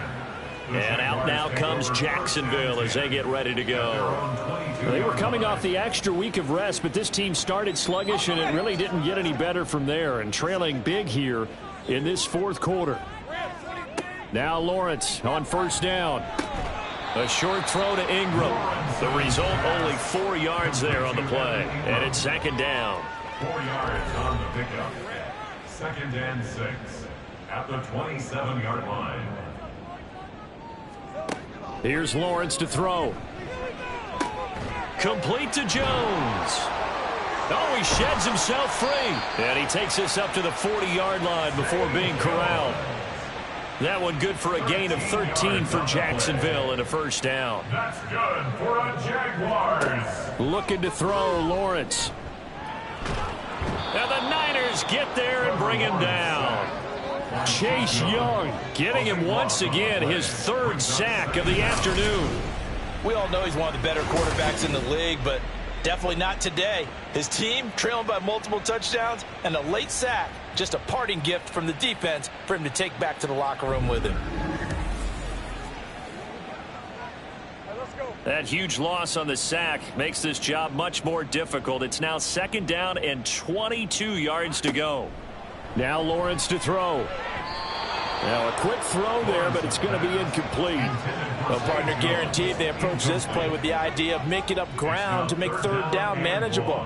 Unfortunately, with that incompletion, right back where they started on the last snap. Now they need a big 3rd down play in order to pick up the yardage needed. And now the 3rd down throw incomplete as well. At this point, down big, you'd have to imagine this defense are just going to sit back, blanket the field as best they can. Yeah, this is actually the easy part of the game for them because, just as you noted, they can sit back, keep everything in front of them. But they've blanketed the field the entire game using a variety of coverages. Now on 4th down here, that pass knocked away and incomplete. The Jags come up empty on 4th down. And the Niners take over in terrific field position. Well, at this stage of the game in the second half, down 3 scores, I guess they felt like they needed to push. And let's face it, with this deficit, if they give up another score here after they didn't get it, does it really matter? Right. It really doesn't. They had to go and try and make something happen if they had any chance of winning this game. Now a throw here to his running back, and he'll be brought down at the 21, just shy of the 20 in the red zone. From the 21, here's a 2nd and 4. At the 21-yard line. They'll set up to throw, and that'll be incomplete. Took a pretty good shot as he tried to pull that one in. Couldn't hang on, 3rd down. In search of 4 yards here to pick up the 1st down. 3rd down, here's McCaffrey. And he's going to take it in. Touchdown, San Francisco. Christian McCaffrey. He has career touchdown number 78, tying it with both Eddie George and Frank Gifford on the all-time list. And the 49ers are on their way to a 9-0 start as they build on to their lead. Extra point try now for Moody.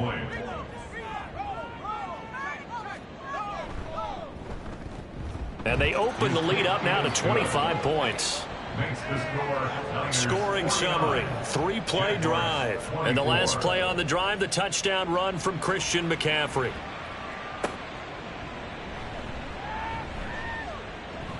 And he won't quite make it to the 25. Out comes the Jaguar offense now as they get set to take over. Well, this game, it has had no shortage of offense. They've been able to put up a decent amount of points on this side, Charles. They just have not been able to keep pace with the other offense they're going against here. Yeah, it's a good way of pointing things out because now it's not a total touchdown, Jaguars. Evan Ingram, 76 yards. And the Jaguars are able to cut into that deficit. Well, it seemed like they were so focused elsewhere they forgot about the tight end spot, and he's the one that burns them there to make this a 3-score game here, Charles, in the 4th quarter. I think there might be a little bit of defensive fatigue from those guys on that side of the ball, partner, because they've been spending their time trying to stop them from all angles. This time the tight end gets them.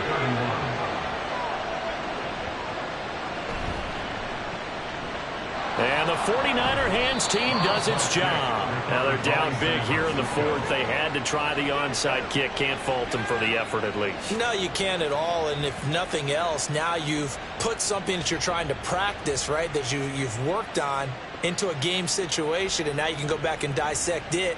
So if you need it again sometime, maybe you'll find a better way to do it. But, yeah, this game's pretty much done for them. Good starting field position for the 49ers as they have it 1st and 10 at their own 44. They'll try and burn some clock now with McCaffrey. And maybe a measure of revenge there. He's had his way in this one, but this time they get him behind the line. Officially, it's a 1-yard loss. That's going to bring up 2nd and 11. On this day, the ground has been his, but at least on that individual play, we just saw the defense finally with a win. Yeah, they finally got one, and that's a win for them, but all game long, he's seen the holes, and they've been huge for him.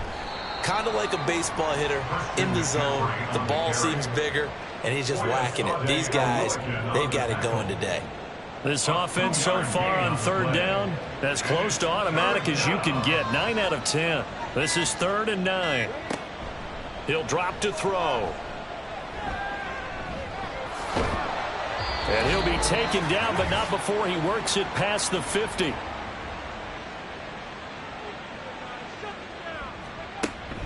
First down, here's Mitchell. Credit him with a 1-yard gain there to make it 2nd and 9. I like the call there because that was one to take time off the clock and get them closer to getting out of here with a W. In the mind of the play caller, all you want to hear is tick, tick, tick.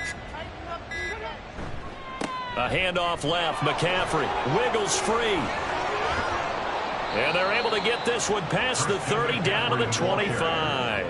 That good for 19 and a first down. This defense, Charles, they have unraveled here in the fourth. In a sense, it's like they're being pressed like in a basketball game, and they just can't get the ball over half court. I mean, no matter what they do, they can't get off the field. They can't slow them down. They're just going up and down the field against them.